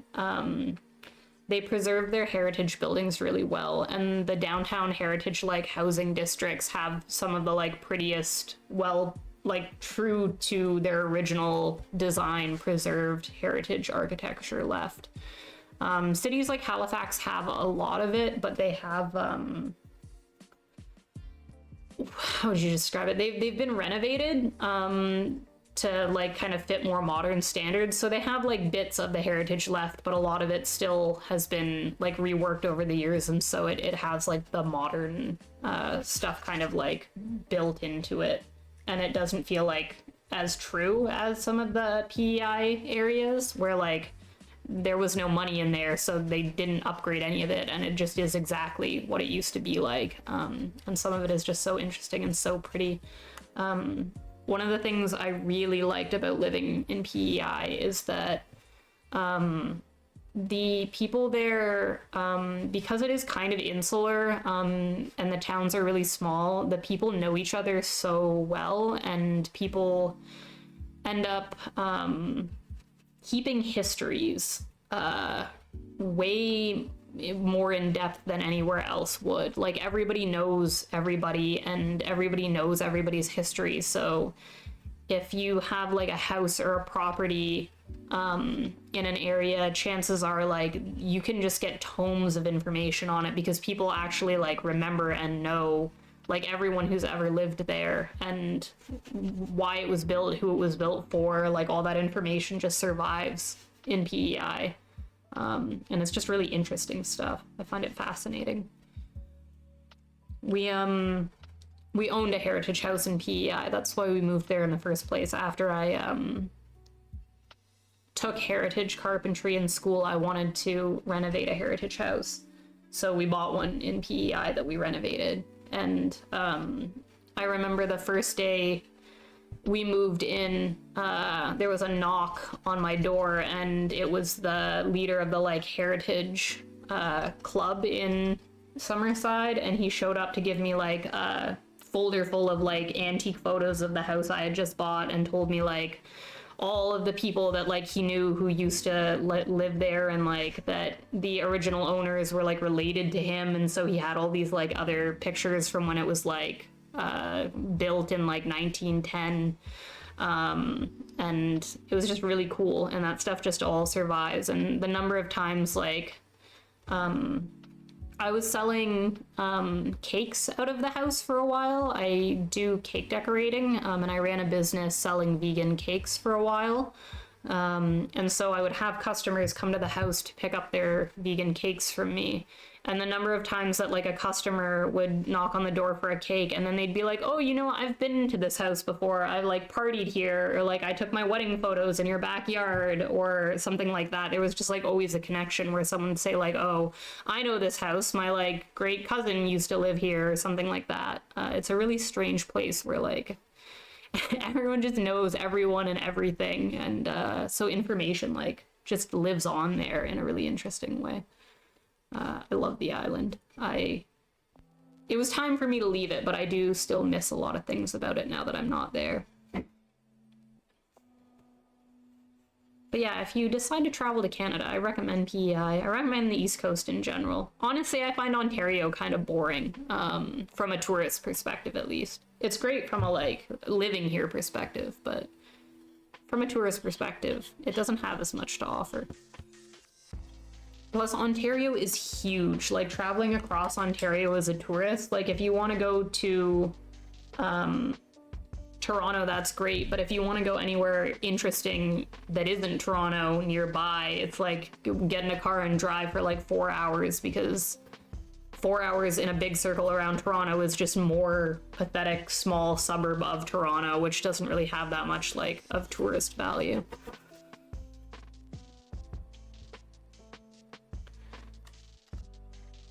I'm glad. Where are you from? I'm assuming the States, maybe? Honestly, I would love advice from anyone who lives in the States if they have any recommendations on where in the States I should be traveling. We'll probably be spending the next couple years, now that we're in an apartment and kind of like a little bit less tied down than we were before. We plan on doing a lot more traveling in the near future, and the States is just right there, so it just seems so easy to like pop over there to go explore. But I've only really been to I've been to Florida a couple times, and I've been to Vegas. I went to Vegas this in 2024, not for like Vegas things, but because they had like an emo music festival there that I wanted to go to, so I went to Vegas to be an emo kid. And I kind of hated Vegas, if I'm being honest. I liked the festival, but Vegas itself was a kind of a nightmare. Do not recommend. West Coast in the States. Spent most of your time in California, Oregon, Washington, Hawaii. I think both California and Hawaii would be high on my like places I'd like to go in the States list. Hawaii I'd love to go to because I'm half Filipino, and Hawaiian culture and Filipino culture have like a ton of overlap, so I just feel like I would really like Hawaii. I think I'd really like the food there, and I think I just like kind of relate to the people and the lifestyle a lot. Plus I'm just a sucker for summer, beach, sun, anything. I just want to be somewhere warm, especially right now that we're like buried in like 2 meters of snow. Should check out the Grand Canyon for sure if you missed it in Vegas. I saw it flying over it from the plane, but we didn't like go actually like out to it. And that's what we said when we were there, is that like the city of Vegas itself, like, I kind of hate, but the natural, like, landscape around it looked insane. Like, I would love to go on a trip down there in a car so that I could, like, car camp, because I think I would really love just the landscape in that area of the States is so interesting from a Canadian perspective. Like, we don't get anything like that. And so I'd love to go down there on like a road trip and actually get to like see it.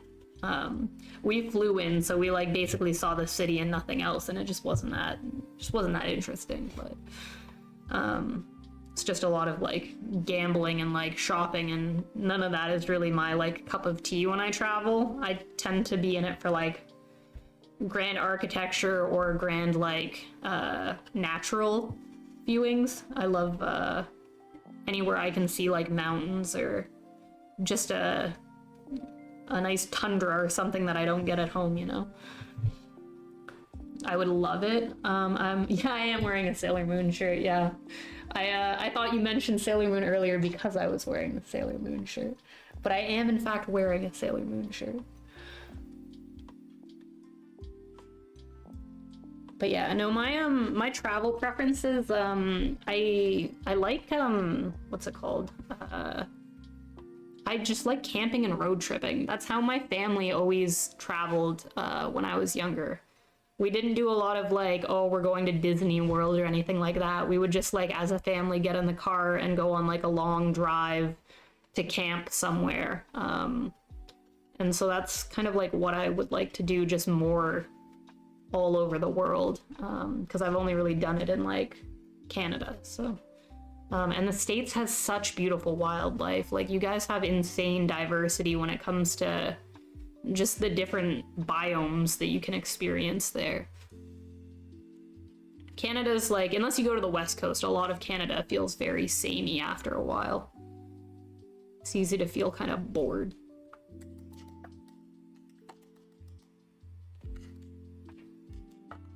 Are you just noticing this? To be fair, it's a little out of frame. It's out of frame because I'm a goblin who like can't sit up straight when I'm doing anything, and I'm constantly hunched over and a little like, don't look at me, I'm working.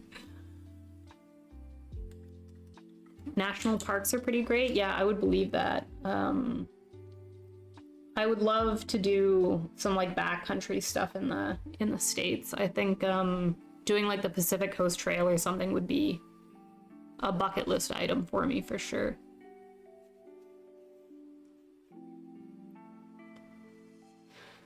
Okay.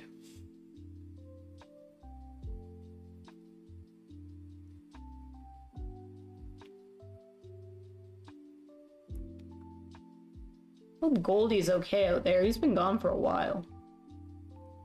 He said he was gonna dig the car out and then walk to, I think, get coffee or something. He's been gone for a while.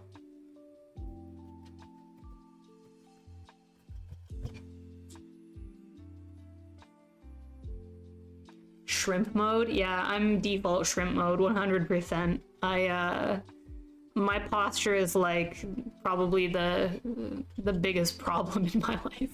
I constantly wonder how many of my issues would be deeply solved if I would just commit to not being a shrimp and a goblin when I do stuff, but I can't help it.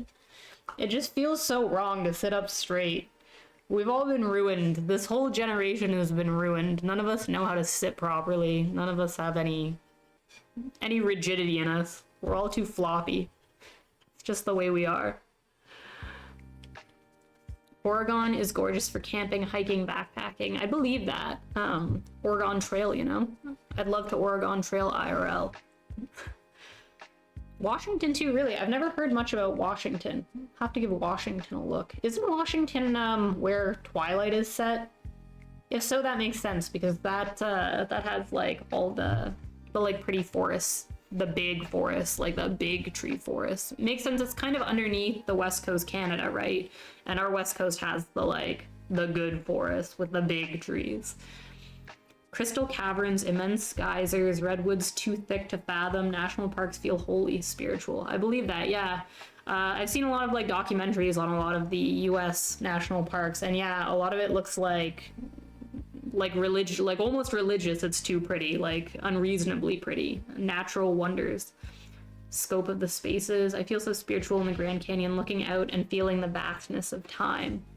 Yeah, even from the airplane, like when we flew over it, coming home from the Vegas trip, I was just looking at it and it's like, holy hell, like how is any of that like just down there, like uninhabited, like unlived in space? It's so crazy. And when you watch documentaries and you see that there are like just all these weird little like species of wildlife that like make their homes and lives down there, it's just crazy. Like it blows your mind. It's like that's happening like all the time when I'm just like here being a shrimp in my apartment, but like there's like giant beautiful things out there that just like exist.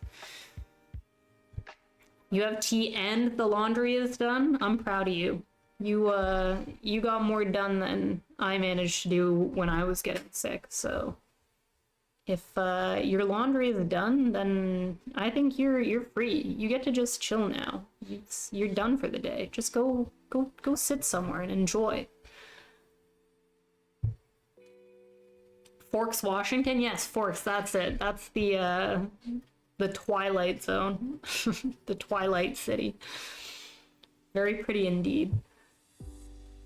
Painted Desert seems like it goes on forever. Yeah, it's scale-wise, Canada is interesting because we have like all of our cities and stuff crammed into like small areas. Like the lived-in part of Ontario is so small compared to the like just mess of wilderness that is north of us. But because we don't have as many places spread out as the States, like you don't really see it. Like I've never flown over northern Ontario. I've never like been up there, so I have no idea what's going on up there. But you fly anywhere in the States and you just see these like vast expanses of like just wilderness just upon wilderness, and it's crazy. 16-ounce mug that says you're doing great, bitch, and I only break it out when I really need it. You are doing great, bitch. You are. It's a pretty good mug. I only have my my mug is a Prince Edward Island receiver coffee mug, which was mine and Goldie's favorite coffee chain in Charlottetown, PEI. That not fill it up. Oh yes, Goldie's back. He's alive. He's alive. Think about that stuff too. These giant spaces and tiny spaces that exist while we exist. I think about ants and how they're just like so busy, and meanwhile we're out here shrimping on our phones. Yeah, I find that stuff so strange. Like even when I think about my friends and stuff that like they're just out there doing what they're doing, and we come together sometimes, but like a lot of the time like we're all just going about our business. And like especially when I went to Vegas, one of the things that like really bothered me about that place was just like the like kind of rampant like chaotic consumerism. And there was a lot of like mindless like Sin City nonsense. Like you walk down the strip and like there's like big titty ladies trying to get like $10 off you any way they can, and like there's like a guy with a big beer gut dressed as Batman putting back beers in the park trying to convince kids to buy toys from him. And it's just like it's a bit of a hellscape, and there's entertainment value to that, but it kind of just puts you in a really like, why are people like this mindset? And that didn't bother me as much as the idea that when I go home, this still happens every day in Vegas. That like no matter what day it is, there's just someone there like trying to like exploit a kid into buying some crappy knickknack from them, and that like people are still just gambling away money that they don't have, and like drinking to excess, and that like that city just is doing that 24 hours a day, every day of the year. It just keeps going like that, and I get to come home and like feign normalcy here, but that like it just keeps going. It just like it's a hellscape forever there, and it never stops. But yeah, no one has flown over Northern Ontario. We can only guess at what it's like. That's true. It's a mystery up there. Description of Las Vegas is pretty good. The whole city is a con. Yeah, exactly. Like, and if you know it when you're going there and you don't let them like get you, then like that's good. But I just saw too many people getting got, you know, and you gotta feel real bad for them, and I don't know, I just was not a fan, but boy did I want to go to that emo festival, so I didn't have a choice, you know? I had to do it. But actually, Northern Ontario, well, I have never flown over Northern Ontario. I know it exists. I know it's not fake up there. Because my dad actually, when he was younger, he went to school for geology, and then after he graduated from his university degree for geology, he was very briefly like a gold prospector in like Northern Ontario. So they put him on like a little biplane and flew him up into like the absolute wilderness of Northern Ontario, and him and a crew of scientists did like science work up there to see if they could find gold for some company. And so he talks a lot about like his experiences like in Northern Ontario, camping in the like wilderness. So I know it exists, and I've seen lots of pictures of it, and I've heard lots of stories of it, but I've never been up there. And based on the number of black fly and mosquito bites he described in his experiences, I don't know that I'd actually enjoy it, so.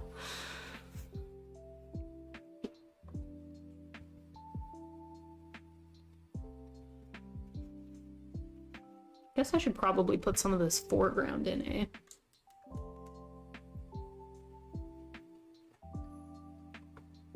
Thank you for the tea, Goldie.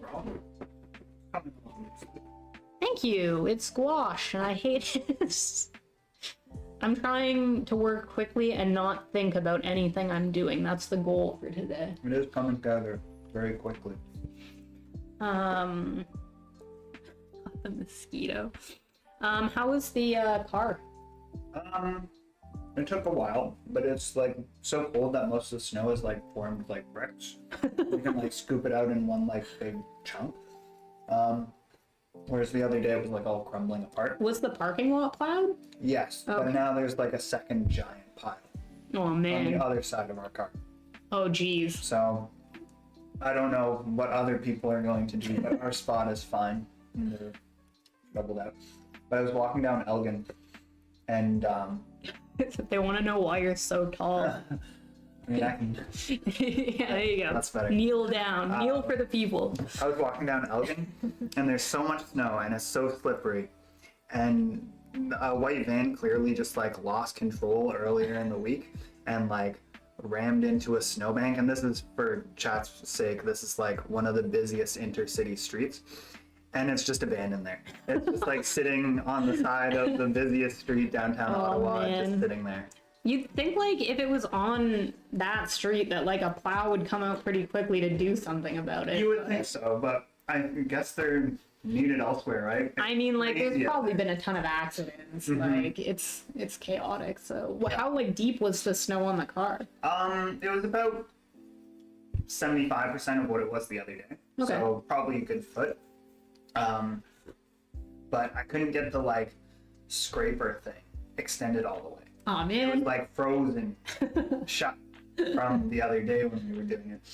So I had to use it in the like little dinky mode where it was like, I can't see the camera, only this long.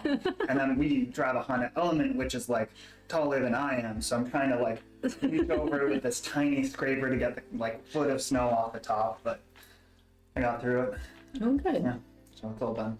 Good. Did you end up going for coffee or where'd you say you were going, the dollar store? I went for coffee, and I figured I'd go to the dollar store after, but I hung out at the coffee shop too long, and the dollar store was closed.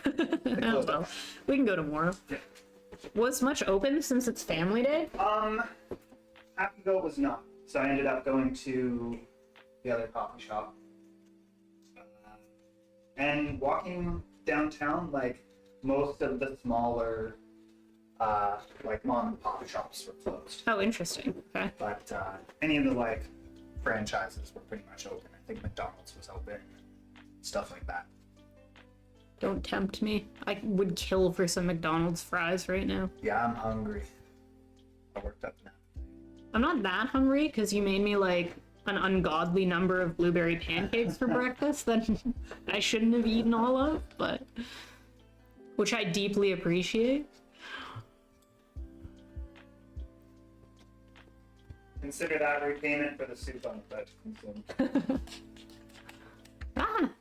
Lost my earbud. Oh my god, he is a golden retriever. He's not wearing his golden retriever ears. When he streams, he wears his ears, which are golden retriever ears. So tonight we have a Brazilian dinner style beef stroganoff, and tomorrow you're making tonkatsu with shredded cabbage and rice. You actually got a ton done today. You're not even mad at yourself for being a wimp. Yeah, honestly, that sounds unreasonably good. Any like stroganoff situation I am usually very about. We don't eat meat, but like we eat veggie versions of that kind of stuff. And right now we're on soup. We're on soup week. We've been eating soup all week. We've had 3 different soups. That's all we've been cooking. Give me some blueberry pancakes, you tall drink of water, please. You gotta make chat pancakes. Maybe we could get a kitchen stream set up, and you could put on a little chef outfit and make everyone pancakes. I would love that. And by everyone I mean me, because we'd have no way for you guys to eat them, so you'd have to just watch me stuff my face at the end of the stream. Can make veggie stroganoff, ain't nothing wrong with that. Love zucchini or even chickpeas. Yeah, I'm a sucker for zucchini. We used to grow zucchini plants, and like I could just eat like straight zucchini, just fried, any day of the week.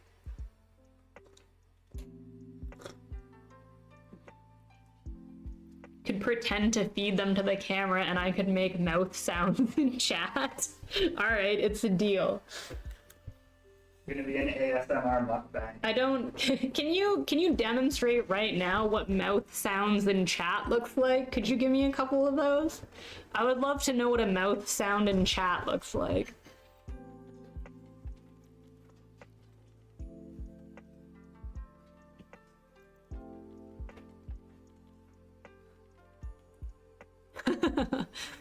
Yeah, all right. Yeah, I buy it. It's giving see, I don't know if you've seen Howl's Moving Castle. It's another Ghibli movie. You might not have, since not everyone in chat here is up to date on all of the Ghibli movies that they're supposed to know about. But there's a character called Calcifer who's a little fire demon in Howl's Moving Castle, and when he eats, he makes noises like that. He goes like, oh, nom, nom, nom, nom, nom. And that's very Calcifer coded, so. Smack, chew, smack, lick, delicious. Honestly, that sounds like the title of like a Gwen Stefani song.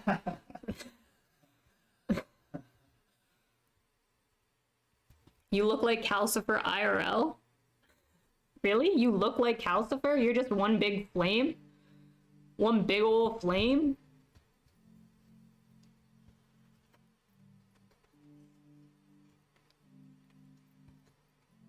Yeah, I'm pretty for onomatopoeia. Caffeine from the tea is kicking in. Good. I feel that. Don't do too much, though. You said you thought you were getting sick. Now. No bouncing off the walls. You're supposed to be resting. Doesn't sound like you're resting, though. If you're making tea, you're doing laundry, you're cooking stroganoff. Come on, you're making this all look bad. I want to hear more soft boy whining out of you and less getting things accomplished.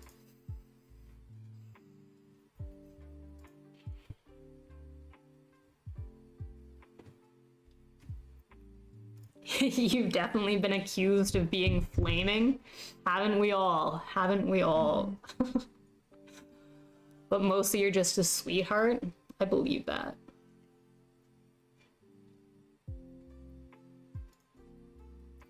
Hubby and Patricia have dinner covered tonight. You're on dishes. That's lucky. Or is it unlucky? I don't know how I feel. I think I would rather cook the dinner than do the dishes. If I had gun to my head, I think I'd rather do the cooking than the cleaning. Depends on the food. Some dishes miss me with that. Like what?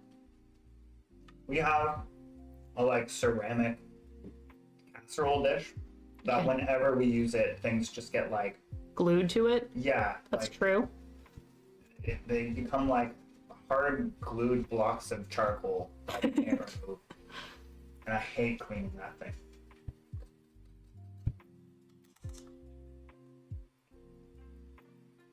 Also, anything like That's fair. long, slender, and tubular. Okay, you can't say in a queer-coded chat that you don't like things long, tubular, and slender. Okay, well, You gotta take that back. talking dishes. Only dishes. Only dishes, okay, only dishes. As much as you hate getting your hands dirty ever, you do love the calming process of getting the water just the right temperature and scrubbing things. It can be a meditation if you let it. That's true. If you can just kind of zen into it.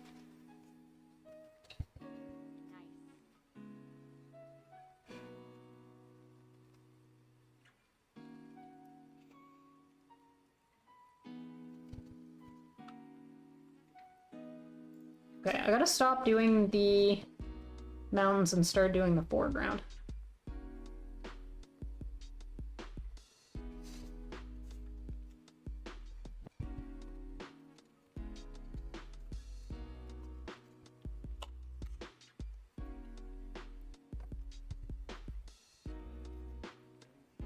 I say as I continue to do the mountains.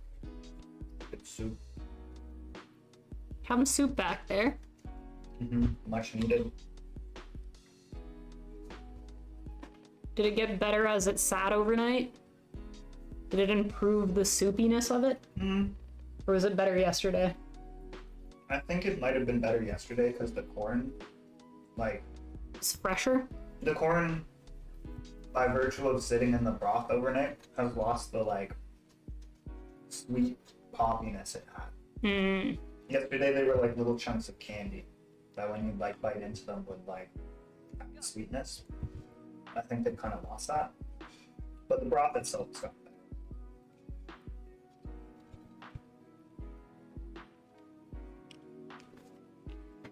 We love a queer chat. We love a queer world. We want everyone to be queer. That's what our goal is. We want everyone to just get a little queer. That's the real gay agenda. Must stop painting the mountains. I can't do it. I'm supposed to be stopping, but I have to just keep poking them. Okay, we're actually gonna stop. We're actually gonna stop. Your favorite zucchini recipe is a zucchini and onion latke. Interesting. That sounds pretty good. I am a latke fan. Although fried foods can sometimes be a little much. Okay, see, here's the problem is I've used too much of this palette and now I need to get green involved and I have no palette space to do so. Yeah, we're gonna move our brushes. We'll just employ the other half of this bad boy.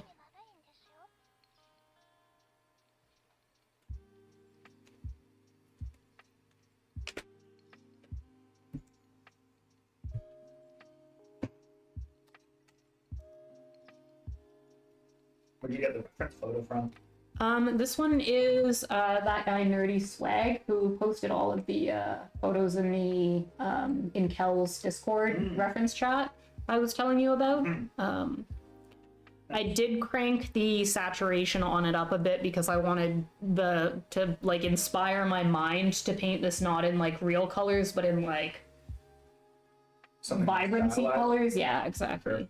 So the original is a little bit less like poppy than the how I have it, but it's a good shot either way. So Yeah. I assume this is why you were talking Nevada when I came in. no, actually, Chat and I were talking about travel, and I was just talking about that. I've been to Vegas. You know, we've been to Vegas.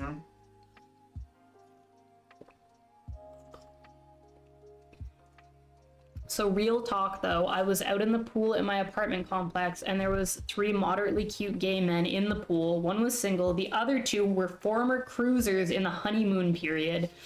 And I said, I'm queer, and they looked at me like I had stabbed someone in the back. Actually though, like, as in they think queer is a like bad term. Like they think of it as like like, what's the word? Like a biphobic thing? Yeah, like a... Offense, Or even just that, like, calling, like, a fully, like, gay person queer would be, like, homophobic or, like, a slur of sorts. I know queer is a much more like younger generation coded term for like gayness, especially gayness on a like spectrum. It's definitely a term that kind of paints in broad strokes. Like it covers a lot of ground. I find like myself and a lot of people I know who aren't like I don't know how you would describe it, like standard gay, like I am a boy and I like boys, or I am a girl and I like girls. If they're anything outside of that spectrum, I find most of my friends who are like outside of that like traditionally defined gay, like if they're bi, if they're pan, or if they're anything like in that realm, we tend to describe ourselves as queer because it just seems, I don't know, like an in-between or something. Definitely. I'm not sure, but that's just the way like I feel when I say queer. It just feels less like decisive than saying I am gay, especially when I'm in a like very straight presenting relationship. It like would feel very weird for me to say like I am a gay person when I don't feel like it's the same somehow. Yeah. And queer just feels like a like somewhere in the middle medium, but it's a weird like language thing to traverse. They definitely acted like queer meant messy, which is fair. I am super messy. They were in their late 30s, but so are you. But I'm not messy because I'm queer. I'm queer because I'm messy. Big difference. Yeah, I don't know. That stuff is so strange because like I said, I feel like a lot of it, like, it's just very different for different people. Some people would just take that word and not like the feel of it. Whereas to me, like, I like the feel of it a lot more than I like the feel of saying gay. Definitely. But I guess it's all just kind of preference. Like I said, it covers a lot of ground. It covers like sexuality, but also like gender expression, and I feel like there's a big like, regardless of sexuality, a lot of like people in alternative communities would describe themselves as queer. Yeah, true. It becomes inclusive of also people on like the like different gender expression notes and stuff. Yeah, I don't know. It's all very strange. I guess kind of like what's it called? Pronouns. It just, to me, it's like people are whatever like they feel most comfortable labeling it as, and I just run with respecting that. So,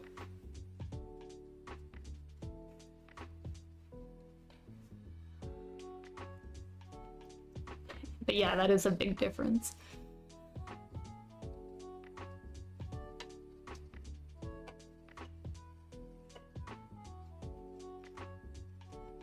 there's a lot of gatekeeping in those communities, which sucks because they, in general, are pretty inclusive. But like Fox said, if you use the wrong term around someone, will take it the wrong way or misinterpret what your definition of it is.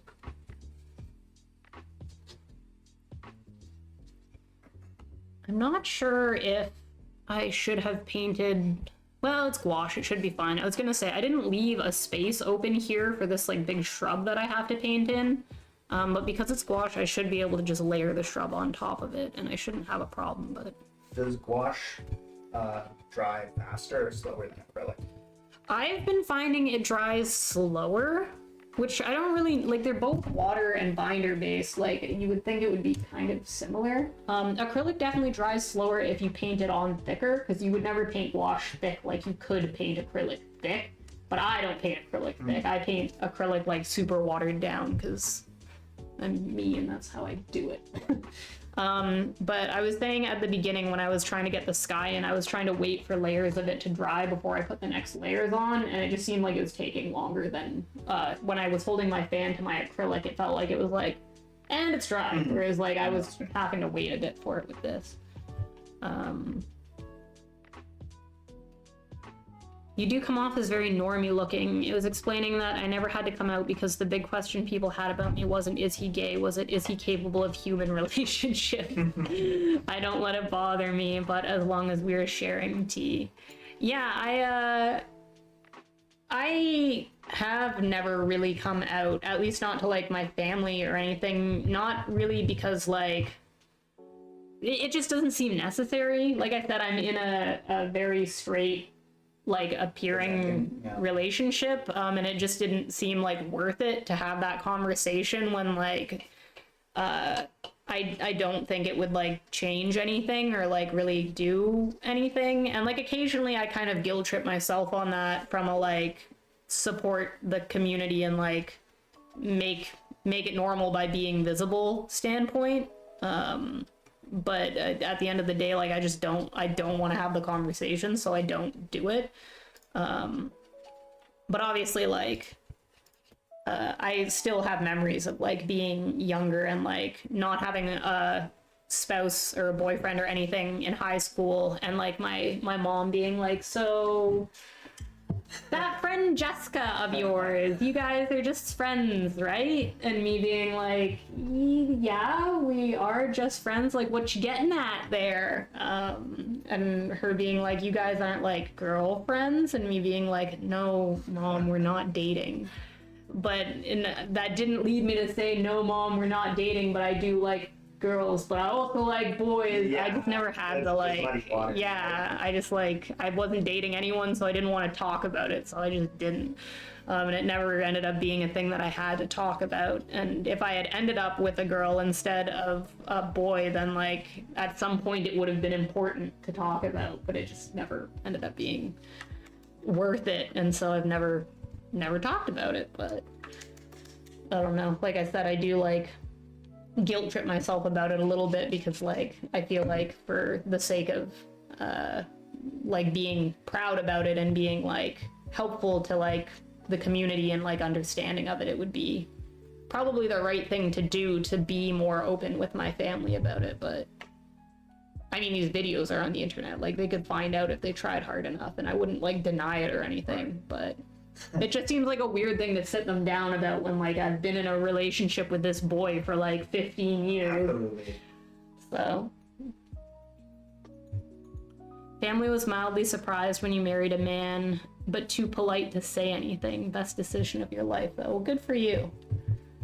That stuff is always weird, especially in cases like I don't think my family would be weird about it or anything. Like I think they'd be fine.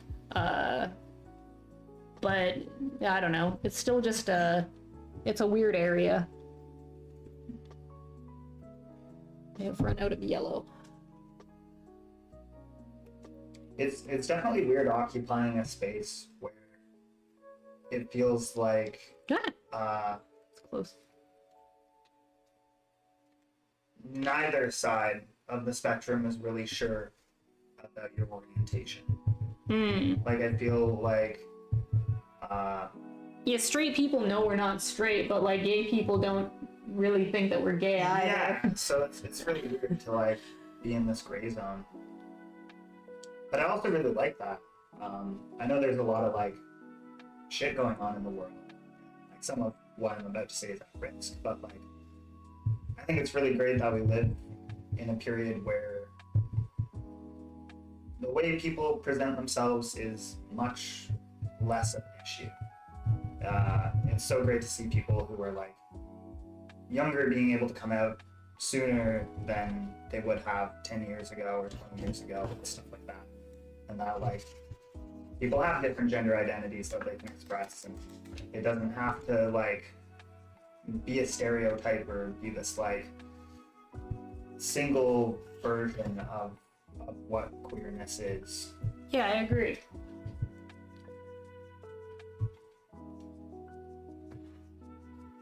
Because nothing is like as simple as just like a you're in or you're out, right? And I'm glad that like it seems like we're moving in a direction where people are more understanding that everything in life is a gray area, and that's fine. We just have to like be understanding of gray areas and learn how to like work with them. Yeah. You can't just call like everything like one thing or another thing, or like it's good versus evil. Like nothing is that simple.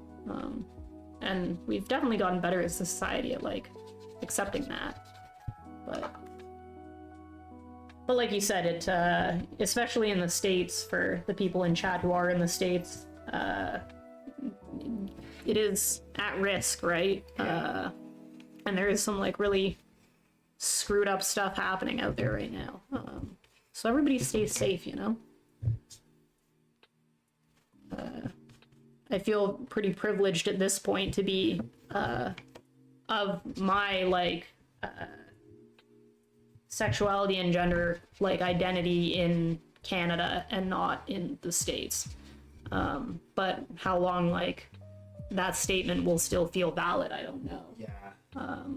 We're not necessarily going to be far behind you guys after our next election, so let's see what happens. Sorry for the kind of scary political derailment chat. You guys want to talk about how Vegas sucks some more?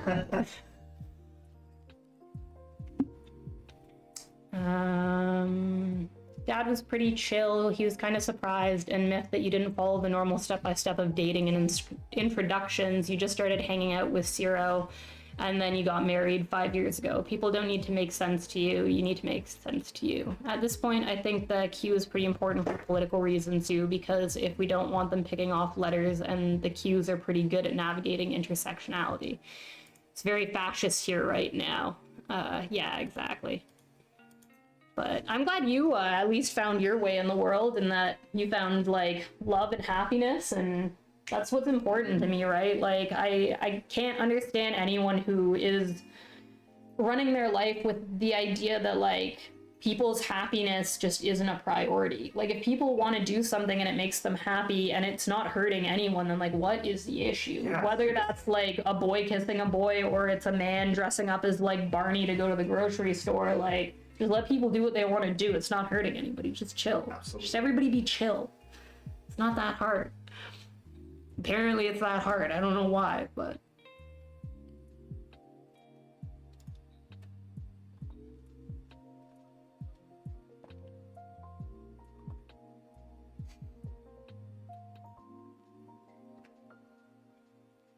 We should normalize shaming fascies? Fascies.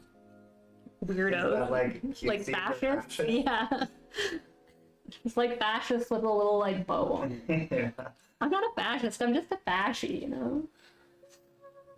But yeah, no, fucking weirdos, for sure. It's not cool.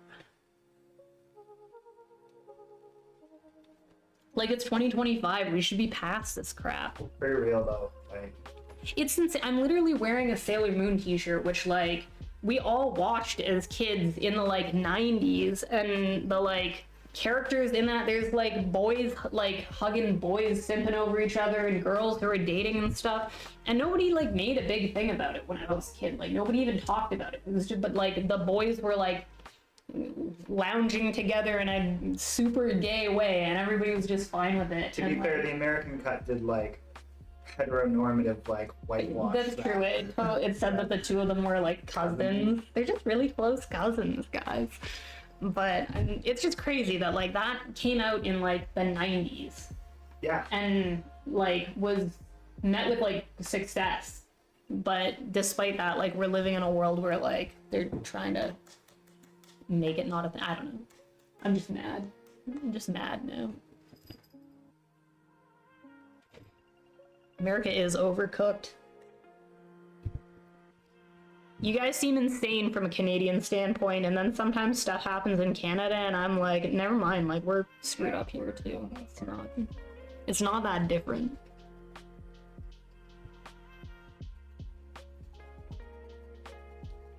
Okay. We gotta get this green stuff in here. We've gone done and made it too green, but maybe it'll darken down.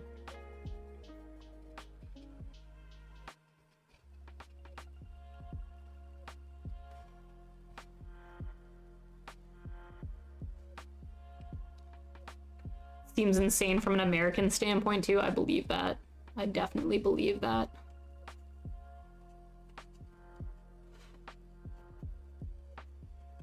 I guess that's part of why it's scary, is the divide, right? That to a ton of people, it's like, it's so obvious. It's like, why would anyone not think this way? Until you realize that half the population doesn't agree with you. But I don't know.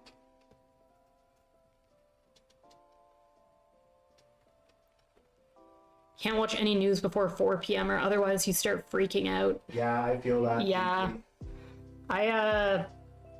Not even like before 4 p.m. To me, it's just like the number of like people I have, like even on social media, who like, I totally agree with them and like I respect their like opinions and stuff, but I just kind of gotta like silence their Instagram stories because it's just so much like social justice, and you just like get constantly bombarded with like how much like scary stuff is going on in the world and how much like injustice exists, and it just like, it wears you down until you're just like depressed and confused and you want to do something but there's nothing you can do, and then like you're like neglecting your life because you're just worrying about how the world is, and like Yeah, it feels it's really overwhelming. like I'm constantly walking a tightrope of like trying to protect my mental health, but also like make sure I know what's going on in like the political nexus, and like Yeah, staying informed but not staying so informed that you end up like miserable. yeah,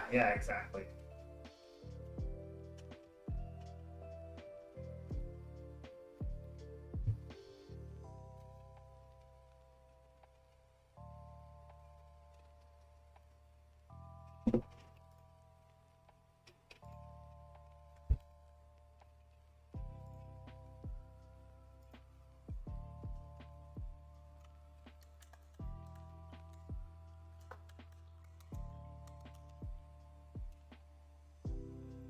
I gotta do something about this foreground.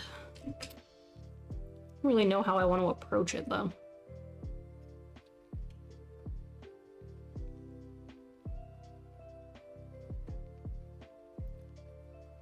The thing is, I made it far too yellow, so mix up a much redder tone, I guess.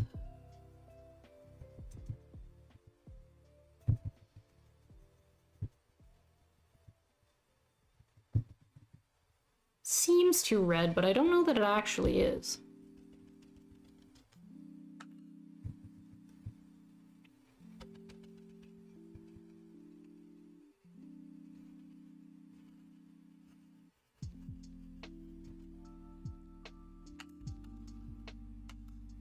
It's not even about popularity. Authoritarianism was never a popular policy. It's true.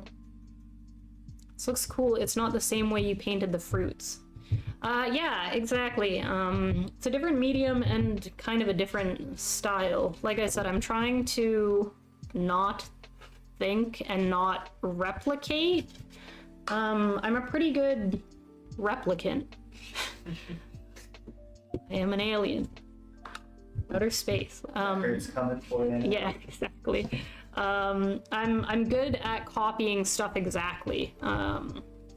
And that's a really good skill to hone. If you're not good at it, it like helps a lot once you get it down in other ways. But where I'm really lacking artistically is in looking at things and turning it into something else on the paper that's just inspired by the thing that you're looking at. So that's where I'm trying to put some time in the next couple of studies. I want not to be copying what I'm looking at, but using it for just vague inspiration. Okay, that color is looking a little bit better.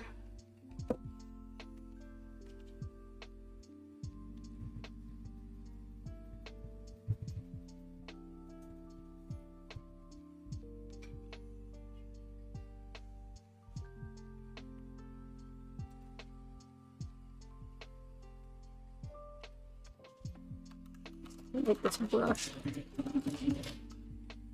Got to go out and pick up a smaller filbert. Maybe the dagger will work. What's a filbert?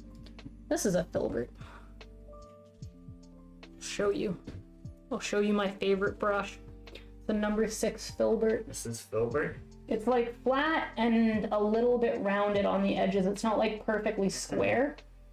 But it's too big. I don't have a smaller one. This is a filbert for anybody who cares. This is a number 6 filbert. It's flat, but not perfectly square. It's like a little bit rounded on the top.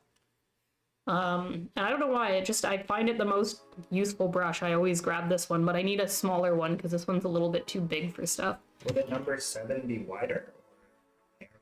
Wider. A, like, 1 would be the smallest possible size. Actually, like, they go into quarters. Like, this guy is so small that he's a 10 out of... He's a 10th or whatever. Oh, yeah. Like, this guy is an 8th. He's a... He's an 8th. Cool. That's the liner, not filbert. Well, I don't have a smaller filbert. I only have little liner brushes. All my tiny brushes are all just liners. Fascism is never popular in the traditional sense. That's why they need to attempt to legislate morality. Why they need constant conflict to keep people from organizing. Can't talk about it. You get stuck ranting. All last year I focused on writing political poetry. This year you're going to try to focus on fiction writing.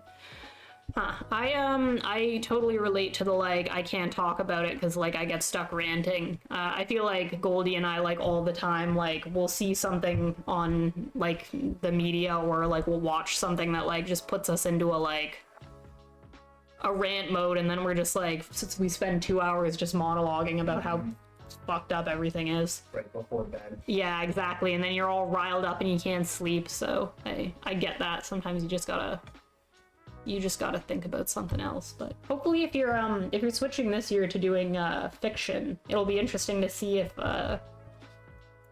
it creeps into your fiction, or if you can remove your fiction from your, like, political instincts.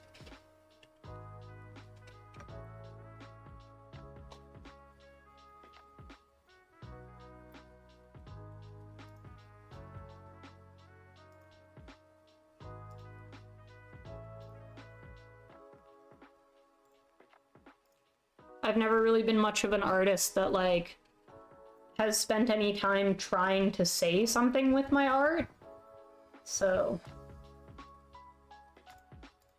writing would be very different because, like, it's words, right? You're literally saying something no matter what you're doing, but...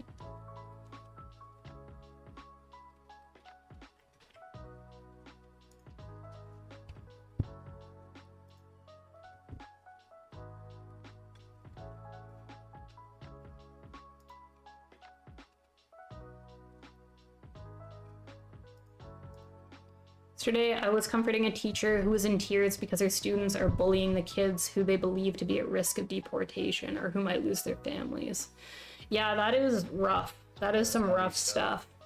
We have a friend who works in the Ottawa School Board as a teacher, and she works in a situation where the school that she teaches at is, like, basically all refugees. So a lot of the, like, students that she has, they don't speak English at all, and they've just been brought here from, like, really horrific situations, and on top of that their families, like, do not really agree with, like, a Western idea of, like, stances on things like gayness and, like, religion and everything. So that stuff is really tough.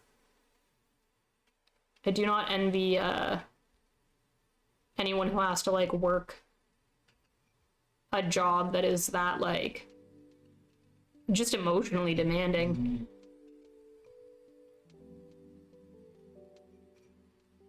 Just see that you would be, like, exhausted all the time. Yeah, you take it home with you. You couldn't not, right?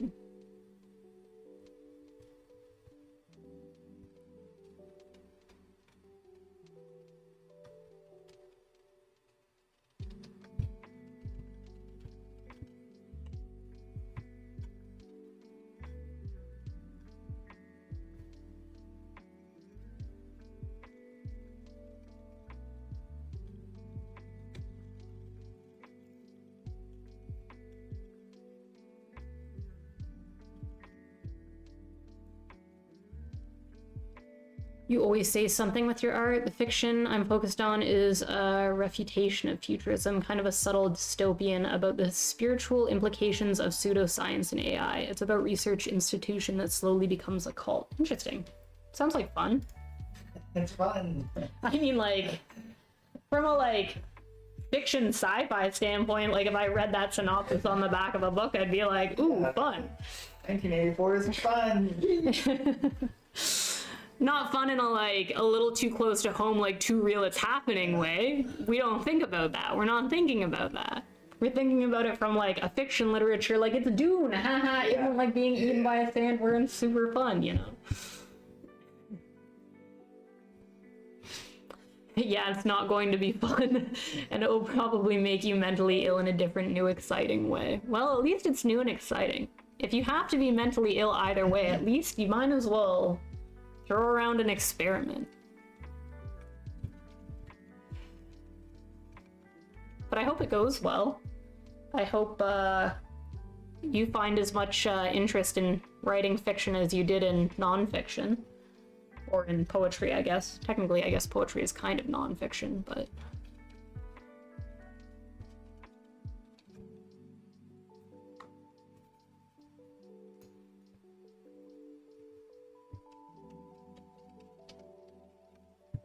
More yellow again. Uh-oh. Oh no. Yee. Is that the first time that's happened? Yes. Shoot. It died. Shoot. It's dead. Oh shoot. He's dead. He couldn't handle it, he's dead. Oh shoot. Crap. Is it dead? It's dead. Oh shoot. Okay. What are we gonna do here? I will try using my other phone, but its camera when I was doing this earlier was crap. It was crap. It's not working, it was crap, so we'll give it a try.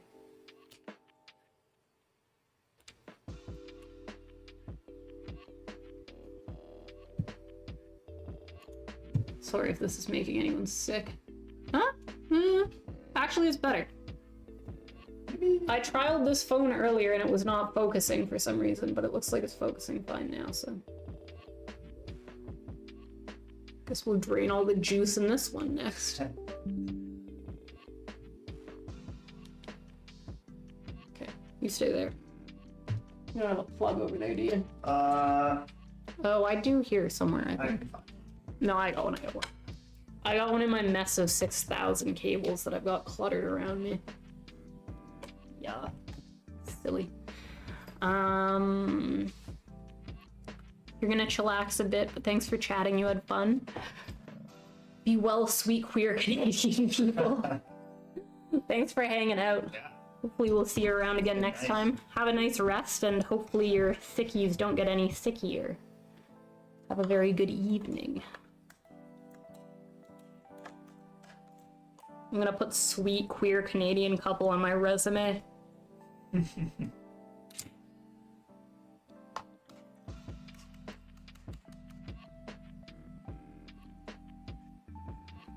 Okay, what was I about to do?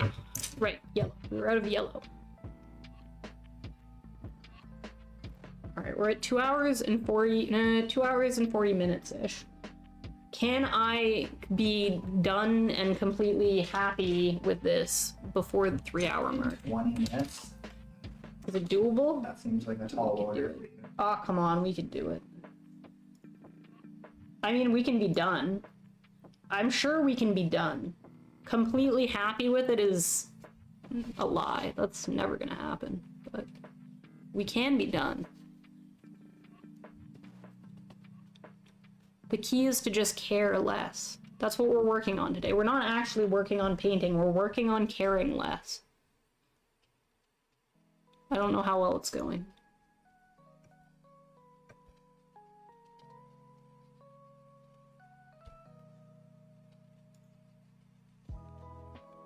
What are you doing over there? Watching an Overwatch streamer? That's right. It's the big day tomorrow. Guys, he's over here watching an Overwatch I streamer. got you opening another tab. But I can open. You're right here. I got front row seats. to the Wait, is the Fox new show. is today the last day of the season, or is the new season I drop? believe today is the last day, and tomorrow's the like big update with Oh, yeah, like, right. perks and whatever else they're doing. So you're learning a bunch of intel that you can fill me in on later? No, the update's not out yet. Just watching Stir practice. Really, Stir is playing? Yeah. Interesting.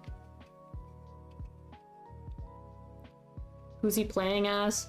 Mostly Cassie. I can see that. He was playing a bit of what's her name? Who's the invisible girl? Sombra. I hate Sombra. So do I. Everyone hates Sombra. Except Sombra players.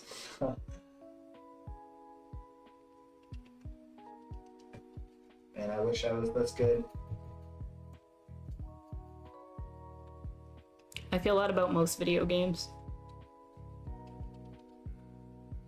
I love video games, but I don't think I'm a very good video gamer. And then I feel better about myself when sometimes I watch other people play who are way worse, That's true. but when I watch like pros play, I'm like, damn, there's no world. There's no world where I'm ever getting that good. Yeah. Thing is it would never be worth it. Like the amount of practice I'd have to put in to like be on that level and stay at that level would be insane. Yeah, that's true. I got other things I want to do. I mean, we barely even play competitive in Overwatch because we just like, we can't bother with it. Yeah. Get this hair out of here. Who put this squiggly little hair in here?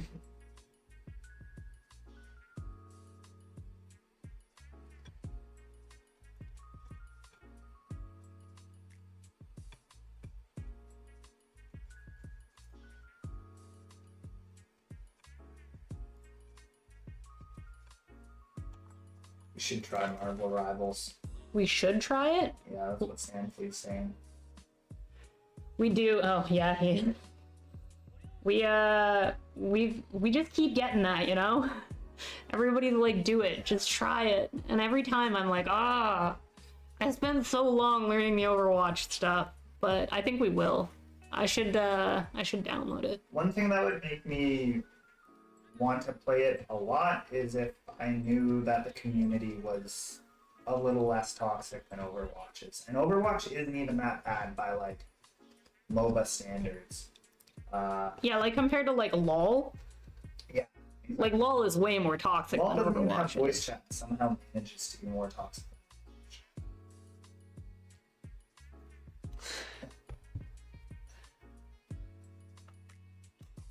We gotta peer pressure you into it. Yeah, exactly. It's working. That's how we run. If anybody needs us to do something like paint, you just, like I said, we just gotta be harassed by chat. Just start yelling. Just start saying cruel things to us until it happens. You don't think it's toxic, but close voice or messages, that's fair. That is one way to do it. Just like choose to not look at any of that stuff. I'd be a lot more tempted to play it if some of our like real life friends were playing it. Because we've got a lot of like gamer friends that like for a while now we haven't really had any overlap on like the like multiplayer games we've been playing. And so if like our friends Laura or even if John, your brother John, were playing it, I would be more tempted because like we'd have like a crew. Totally. Because that kind of game to me like is always better with a crew. Yeah, I miss the like Overwatch 1 days when I had like a bunch of friends to play with, and we would all like you'd come online and you just guarantee that there was someone to play with. But those days are long over. Yeah, sadly. look at that.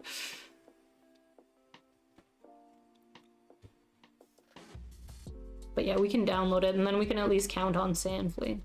So. Alright, I need a sweet snack. Can I have a cookie? Yeah, I'll bring it. Yes. Last time I ate a cookie on stream, I made a mess though, and I dropped chunks of it all over the floor. Don't get it in the painting. Doesn't matter. We're not caring about this painting, remember? If I get Cookie in it, maybe it'll be like a spark of genius. Yes, please.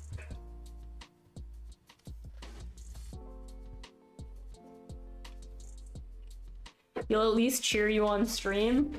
Oh boy, I don't know if I could stream a game like Rivals. Yeah. We aren't even sure if we could stream Overwatch. Like, I feel like I'd really be opening myself up to some like, just some like public humiliation.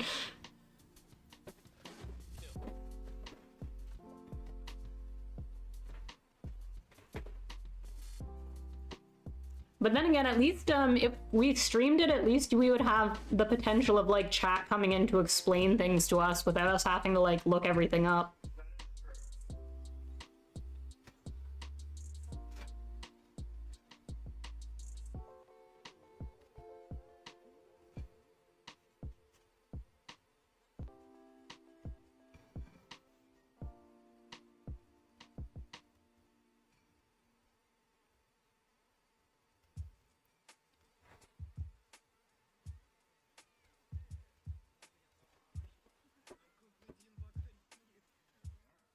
Yippee! Thank you.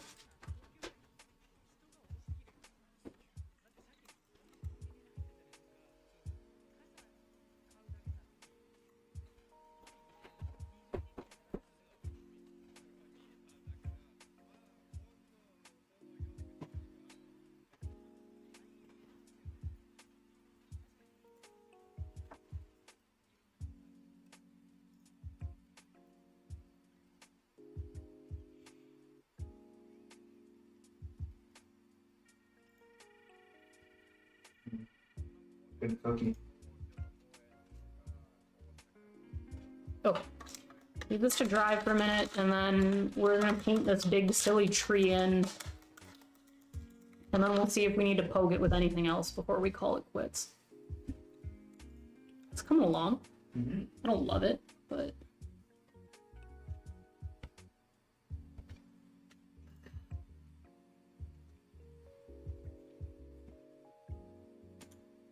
Not a chat-friendly game. Yeah, I'm amazed by some of the people who I watch play Overwatch and how they're able to do like both simultaneously. Like I cannot concentrate on anything but the game when I'm playing, or else our team suffers. Yeah, that's fair. Even when I'm like, if I've taken like a weed edible or something and I'm like slightly off my game because my like head's not in it, I feel like I'm really letting people down. Do we have pets? We don't anymore. We actually had a dog for 10 years and we lost her in October. So that wound is still very fresh and we're still very upsettable about it. And we used to have smaller pets. We had rats for a while. We've had gerbils. But now we are pet free. Yeah. It's weird when you live with like a pet for so long and you lose it, like how strange your life is without like something to be taken care of. You've got a cat? That's nice. What kind of cat? What's their name? So listen, on since we don't have a pet, we'll live vicariously through you. Tell us all about your cat. And you play high all the time? So do a lot of people, I think. Certain games, when I play them high, I'm better at them. Do you have an example? Beat Saber. Oh, that's so funny because that's such a like high Any rhythm game. energy. DDR, Beat Saber, like Pistol Whip, any of those, like, even like Rock Band, I feel like way better high. Man, way better. Really? I could understand all of those except DDR. The fact that it uses your legs and like I couldn't do that high.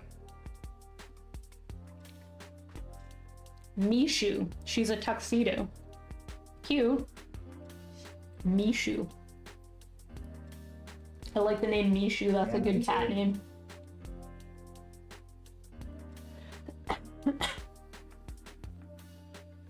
There are definitely games I've been worse at high. Anything story-based or like puzzle-based, I would be worse at high. What about something like Stardew? think it'd be worse. Yeah. There's a lot of like planning ahead in that. I'm like, I'm bad enough in that game already for like forgetting what I'm doing because I'm multitasking too many things at once. That's the sound we Hispanics make when we see a cat. It's Really? like pss, pss, pss, pss. Yeah, is it like going like pss, pss, pss, like here kitty kitty? It's like you say mishu mishu or something?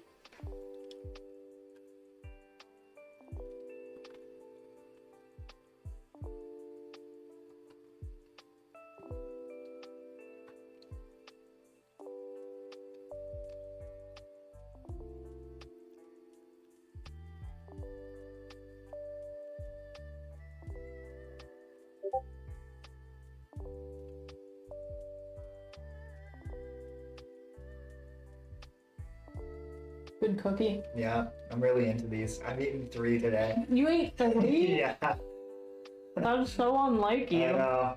Really good. They're really they got like a good kind of like crystally sugary Yeah, and like they've got like the right amount of like crisp chewiness. on the outside, but chewiness on the inside. They did turn out really well. Mhm. I was worried they would be overdone because I like forgot to set that timer, but no, they came out really well. I love this cookie recipe. Yeah, me too. Do the cookies got weed? No, unfortunately, they're just regular cookies. If they had weed, I would have eaten 6 of them today. If they had weed and you had eaten that many, you would be screwed up by now. So- Hmm. Why is sugar so tasty?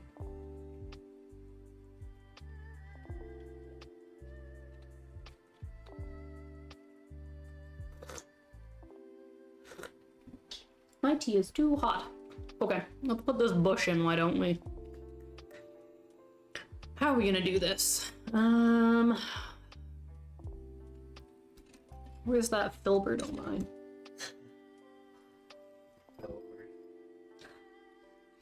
No laughing at filbert.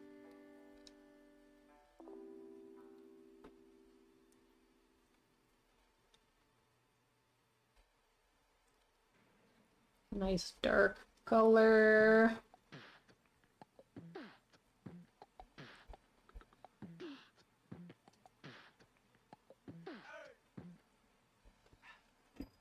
Okay, and then we just have to make decisions.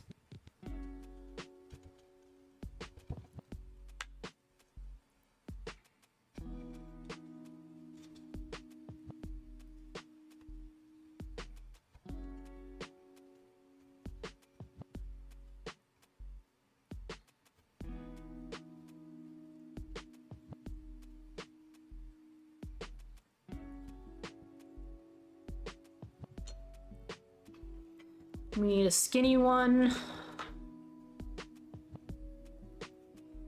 And then you just got out a bunch of little, like, stick things. Just make them sticky. Is this coming together as quickly as you thought it would, or did you expect it to take longer? Considering how much chat has been talkative today, I think it's about what I was going for. That's- I wanted to be done this before the end of the stream, and I said, like, maybe if I got it done fast enough, I would do another quick one. But that, like, I would have been done this by now already if I hadn't been talking so much, I'm sure. But not that people should stop talking. I don't want anybody to stop talking. That's not what I'm saying.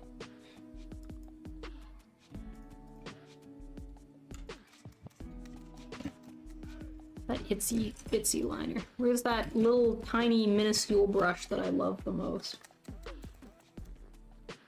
When I said I love that filbert the most, I lied. This is actually the brush I love the most. Let's see. Round? It's just round. You like 1/18 round? I like it the most because it's stupidly small. This is how small it is. Freaking It lets me put all of the stupid, unnecessary little details I'm so obsessed with putting into pictures in.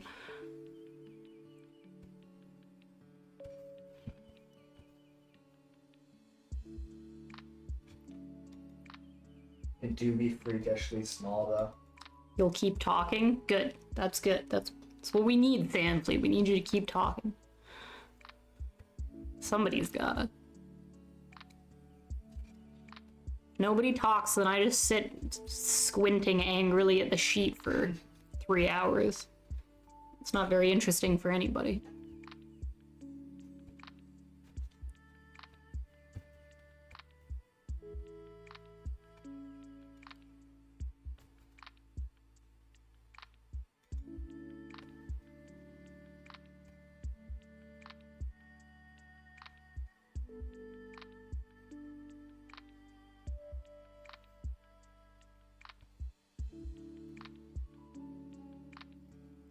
Okay.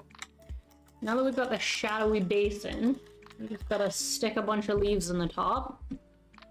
Stick them all in there.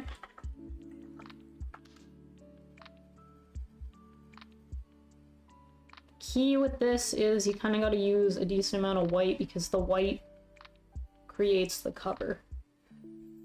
And then if it's too bright, we can darken it up with color on top of it. It's kind of like we were talking about with the acrylics when the reds weren't bright enough that we painted flat white on, let it dry, and then painted the red on again. And then it was brighter. This is the same concept. We just need a very white-based thing to start, and then we'll poke more green over the top of it so that it maintains its vibrancy.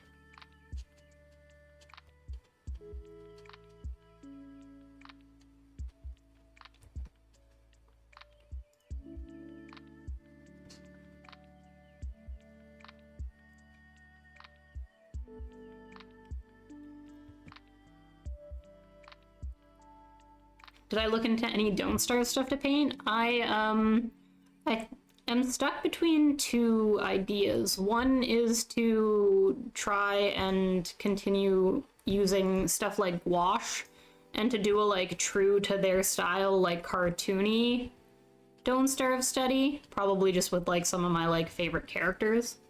Maybe some spiders, because you know, I'm a spider and all. The other idea I had was to paint a still life of my Chester plush. That's fine.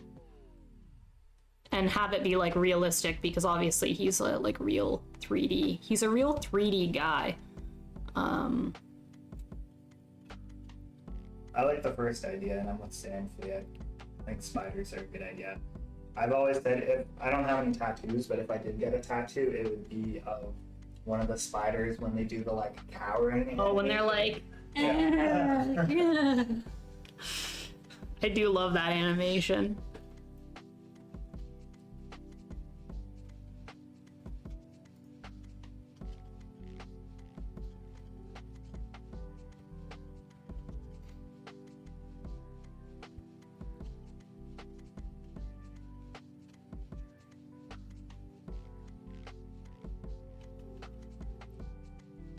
It's not often like we get to see you do something like cartoony and graphic like that. Yeah, I tend not to,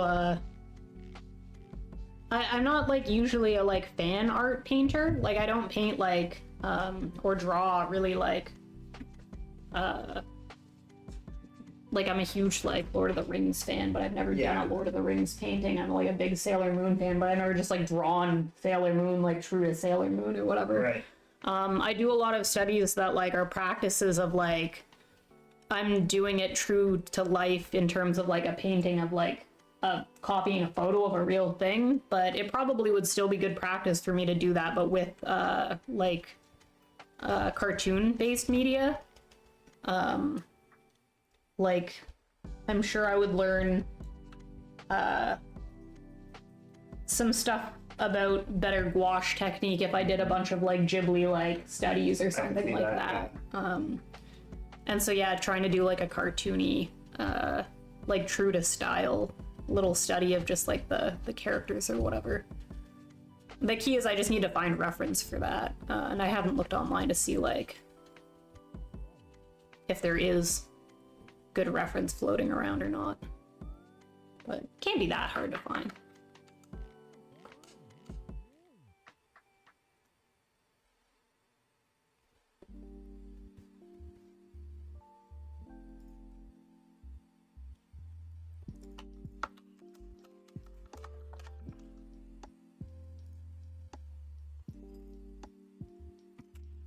They made such a good game. They did. I don't know how they did it. But they did really make such a stupidly good game.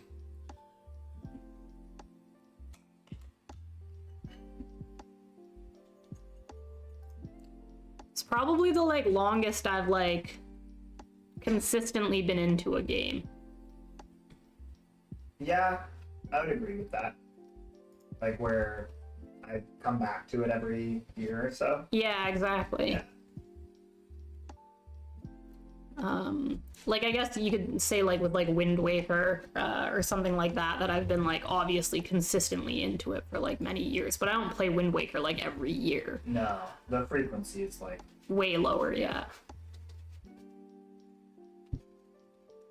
They should keep making new maps. Yeah, that would be fun if like there were more biomes that they would bring in.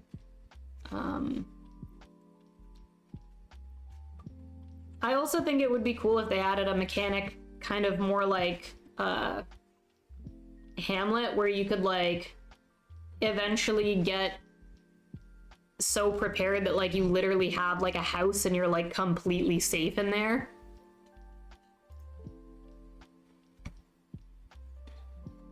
I think part of the like problem with the game is that no matter how hard you like build up your defenses, like you're always like kind of vulnerable.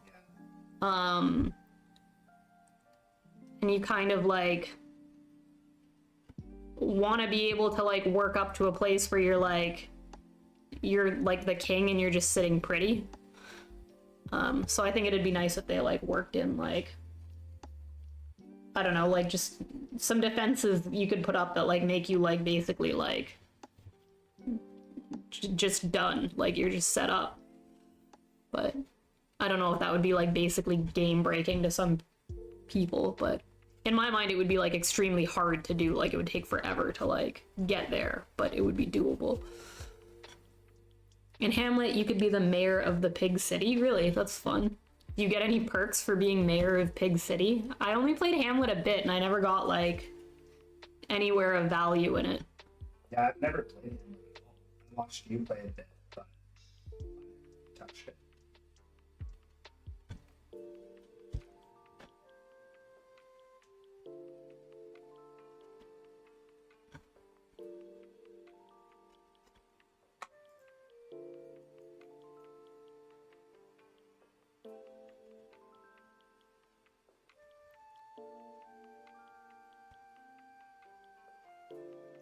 Uh-oh, 3-hour mark. I was wrong. We're not done. Unlucky.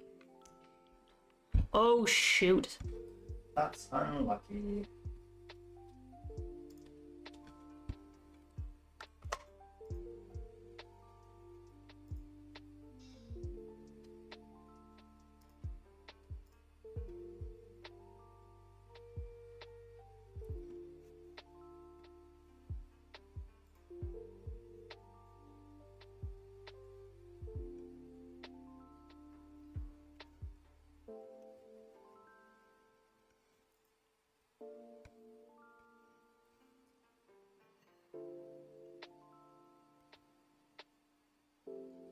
Also don't know how Play has like the time to update Don't Starve so much when they've got like so many other games too. Yeah, it's true.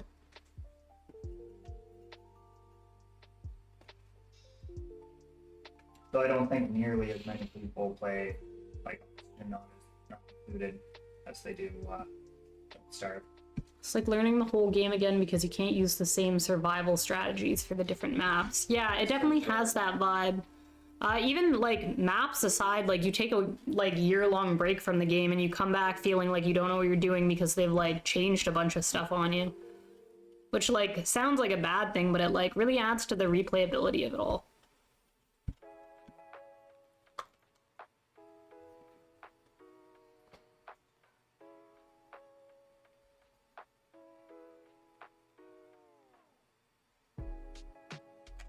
What? I pick up way too much blue.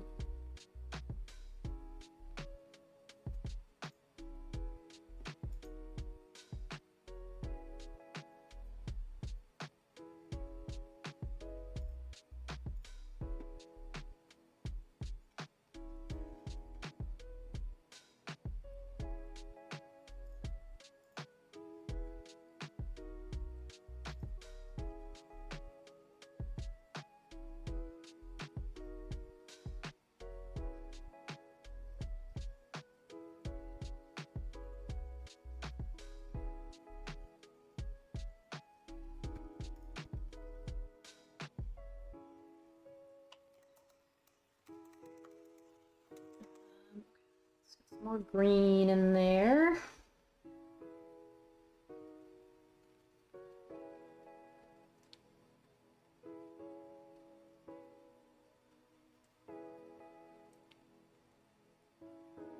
This too green is like so green. I'm like trying to paint more stylized, but it seems like too far, you know? More My like green. instinct is like put some red in there, tone it down. Nothing is that green in nature. More green. He's obsessed with green.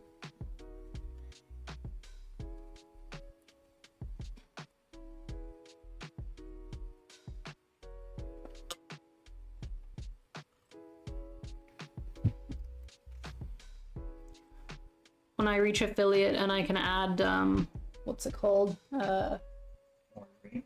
When I can add, that's right, I can't add more green until I reach affiliate. Sorry guys, no green for you. No green for anybody. Not until I get 50 followers. No, when I reach affiliate, I can add, what's it called? Chat, points. What are those called? Why am I blanking on the term? Oh, like currency or whatever? Yeah, exactly. I gotta add a like thing where you can like redeem them to like call me out on being a like hunching gremlin. I've seen other people who have that, like you spend 100 of your channel points to like tell them to sit up straight. Sure. I need that. I need you guys to spend your money to help me. Help me, please.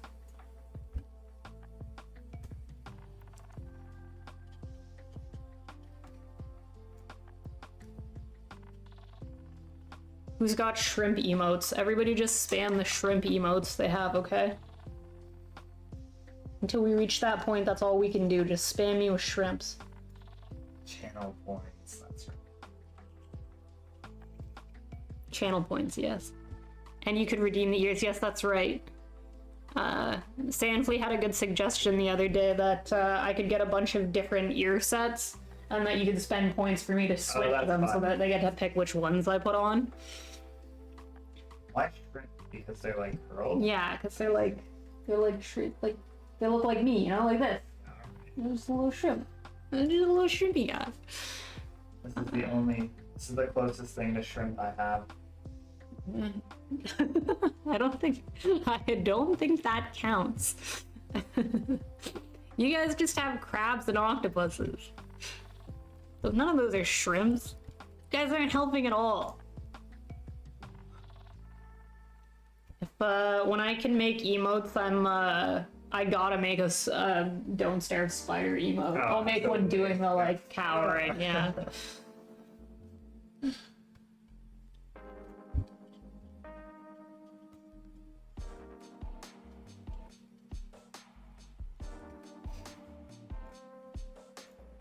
Alright, well, that's pretty decent. Just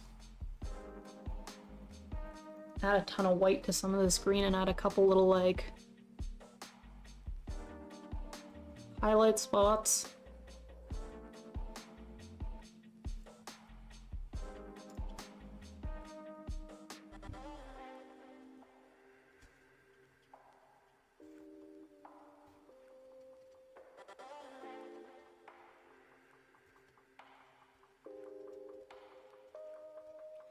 And then we just go back over it once it's dry with the dark twiggy crap.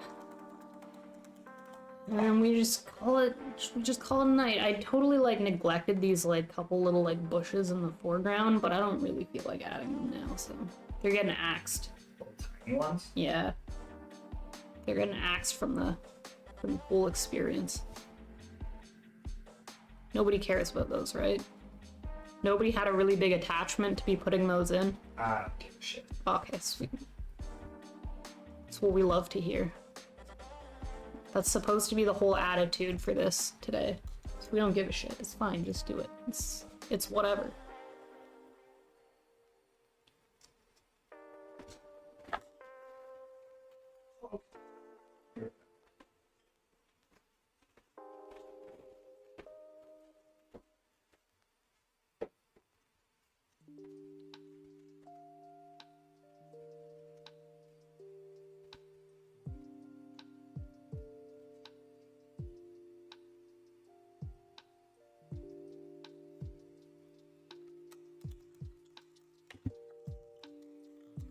Lobster.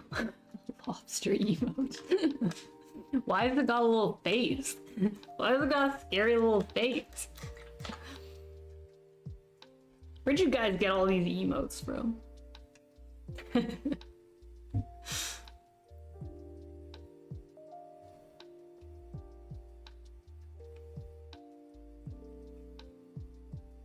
Oh, it's the streamer. It's their face. I see.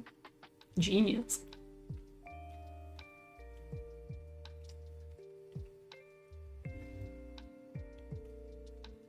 Okay. That's not dry yet. I need to get the fan. What do I do with my fan? Gotta get the fan involved.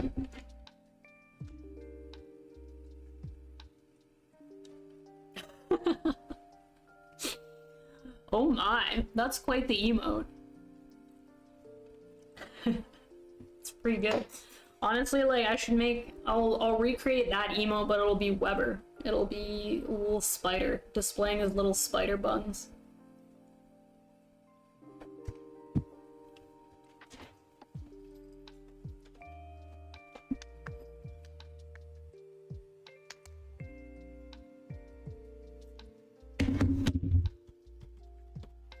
Okay. Back into the dark stuff. I'm just trying to make a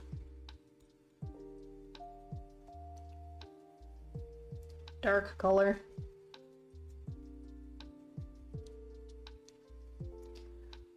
Works. And then we just go back in with all the twiggies.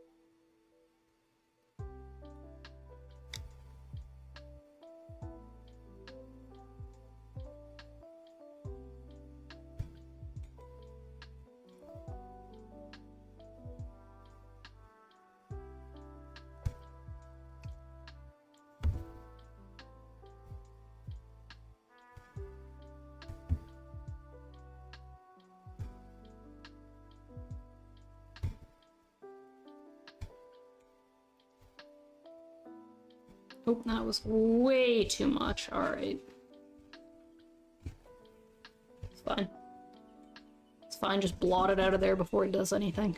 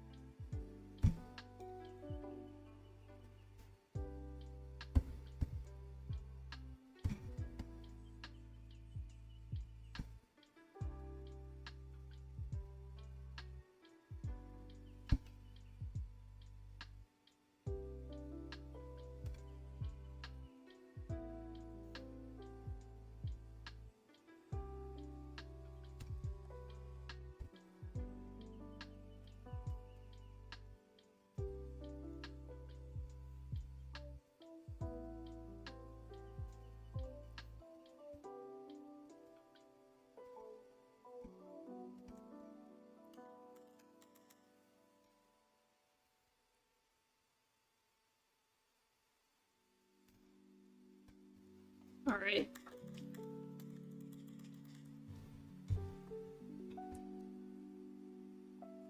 Just a couple more bits. And then we quit. And then we call it quits.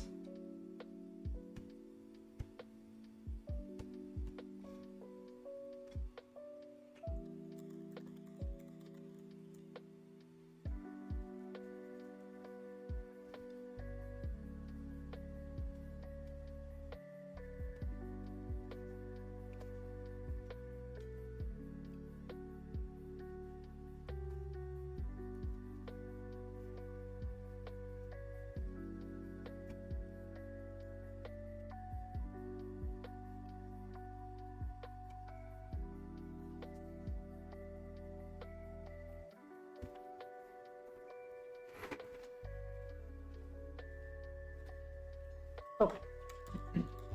What's it missing? What's its problem? It needs some white.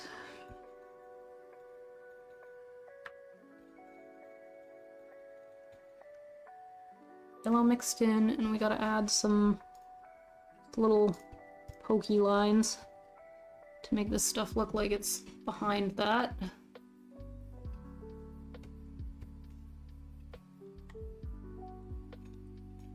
You get a pokey line.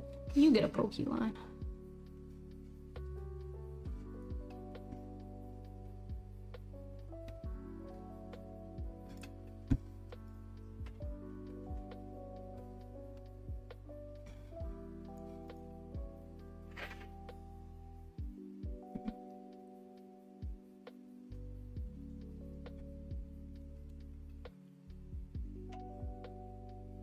One thing that I'm not happy with is the shape I have made here. This is like this big, like, bulbous mess. And it's just not a very romantic shape. I don't know if I want to do something about it and risk fucking it up somewhere, but I'll give it a try. Just try and bring the pink into it to, like, unbulb its bulbiness. It's got that bulb. I hate that bulb. Why has it gotta be like that?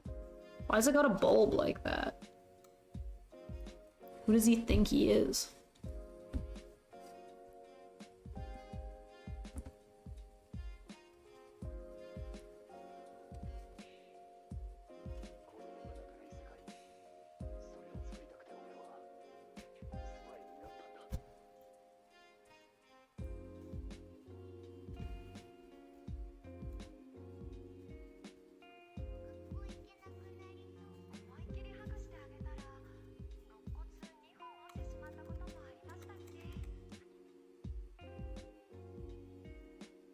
Get it some extra white to try and make this, like,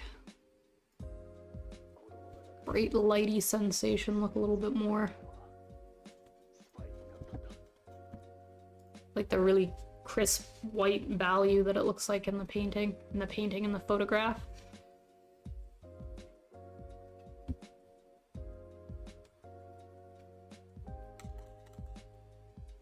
And then immediately put some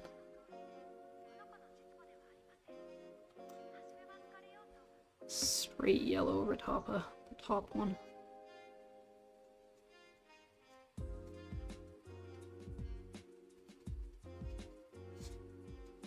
Alright.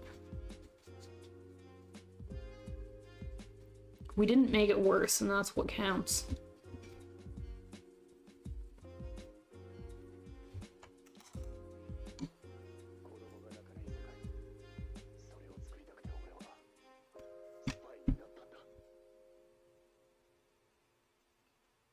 I don't know what that song was. It was just like some weird, like, Japanese muttering in the background for a minute there.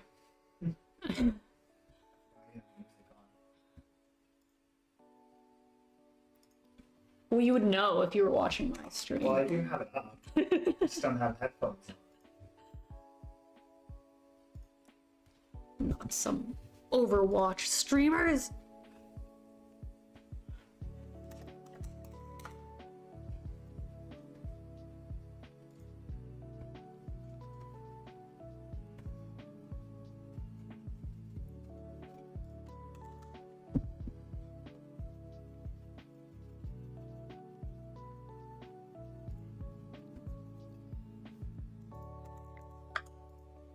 One thing, this, like, area right here is reading really weird on camera in here. Doesn't really look like that in real life.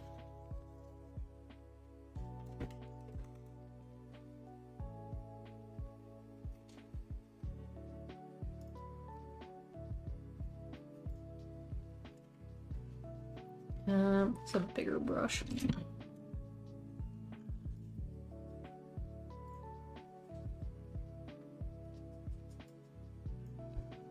Just gonna coat this area up here with a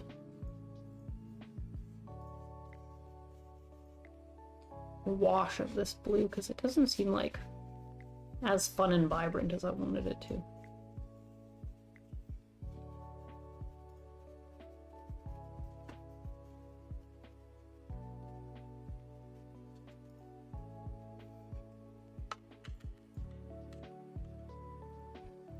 Like where these are like meeting.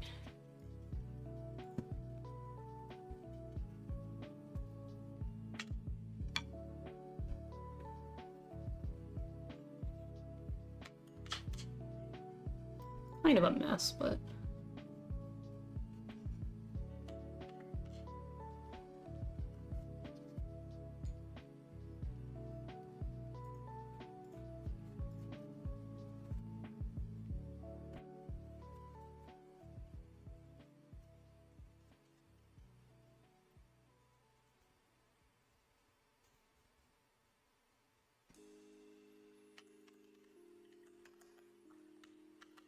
oh. Anyone have any complaints? Anyone have any problems? You want me to do anything else before I just quit and we peel? Or do you guys just want me to get to the peel? Get to the peel. Get to the peel. Get to the peel, get to the peel, okay. The peel, yeah. Well, we gotta put the little Nikki in the corner. Not the Adam Sandler one. Stop that. It's not that one. Can you imagine every single painting I signed by painting a tiny picture of little Nikki in the corner?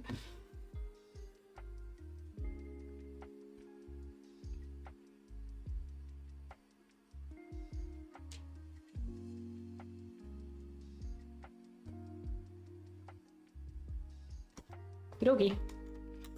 These signed. Problem with doing studies like this is that I don't like them, and then I think about the fact that, like, realistically, like, I should post this to my Instagram, but I don't want to because I don't like it.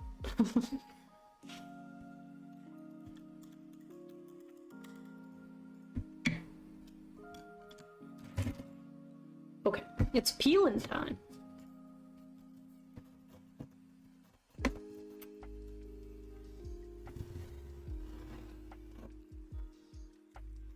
Like the way I get to watch it. How exciting. It's only exciting if the paper doesn't rip when you peel it. Oh, we gotta make sure the peeling's on camera. Hold on. I don't want people to miss out on this. Zoom out a little bit. Make sure everyone can see. Alright. Here we go. One peel.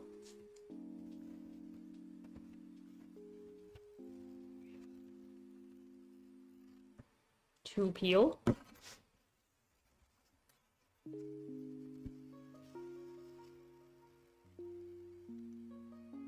Well, that's crispy. See it?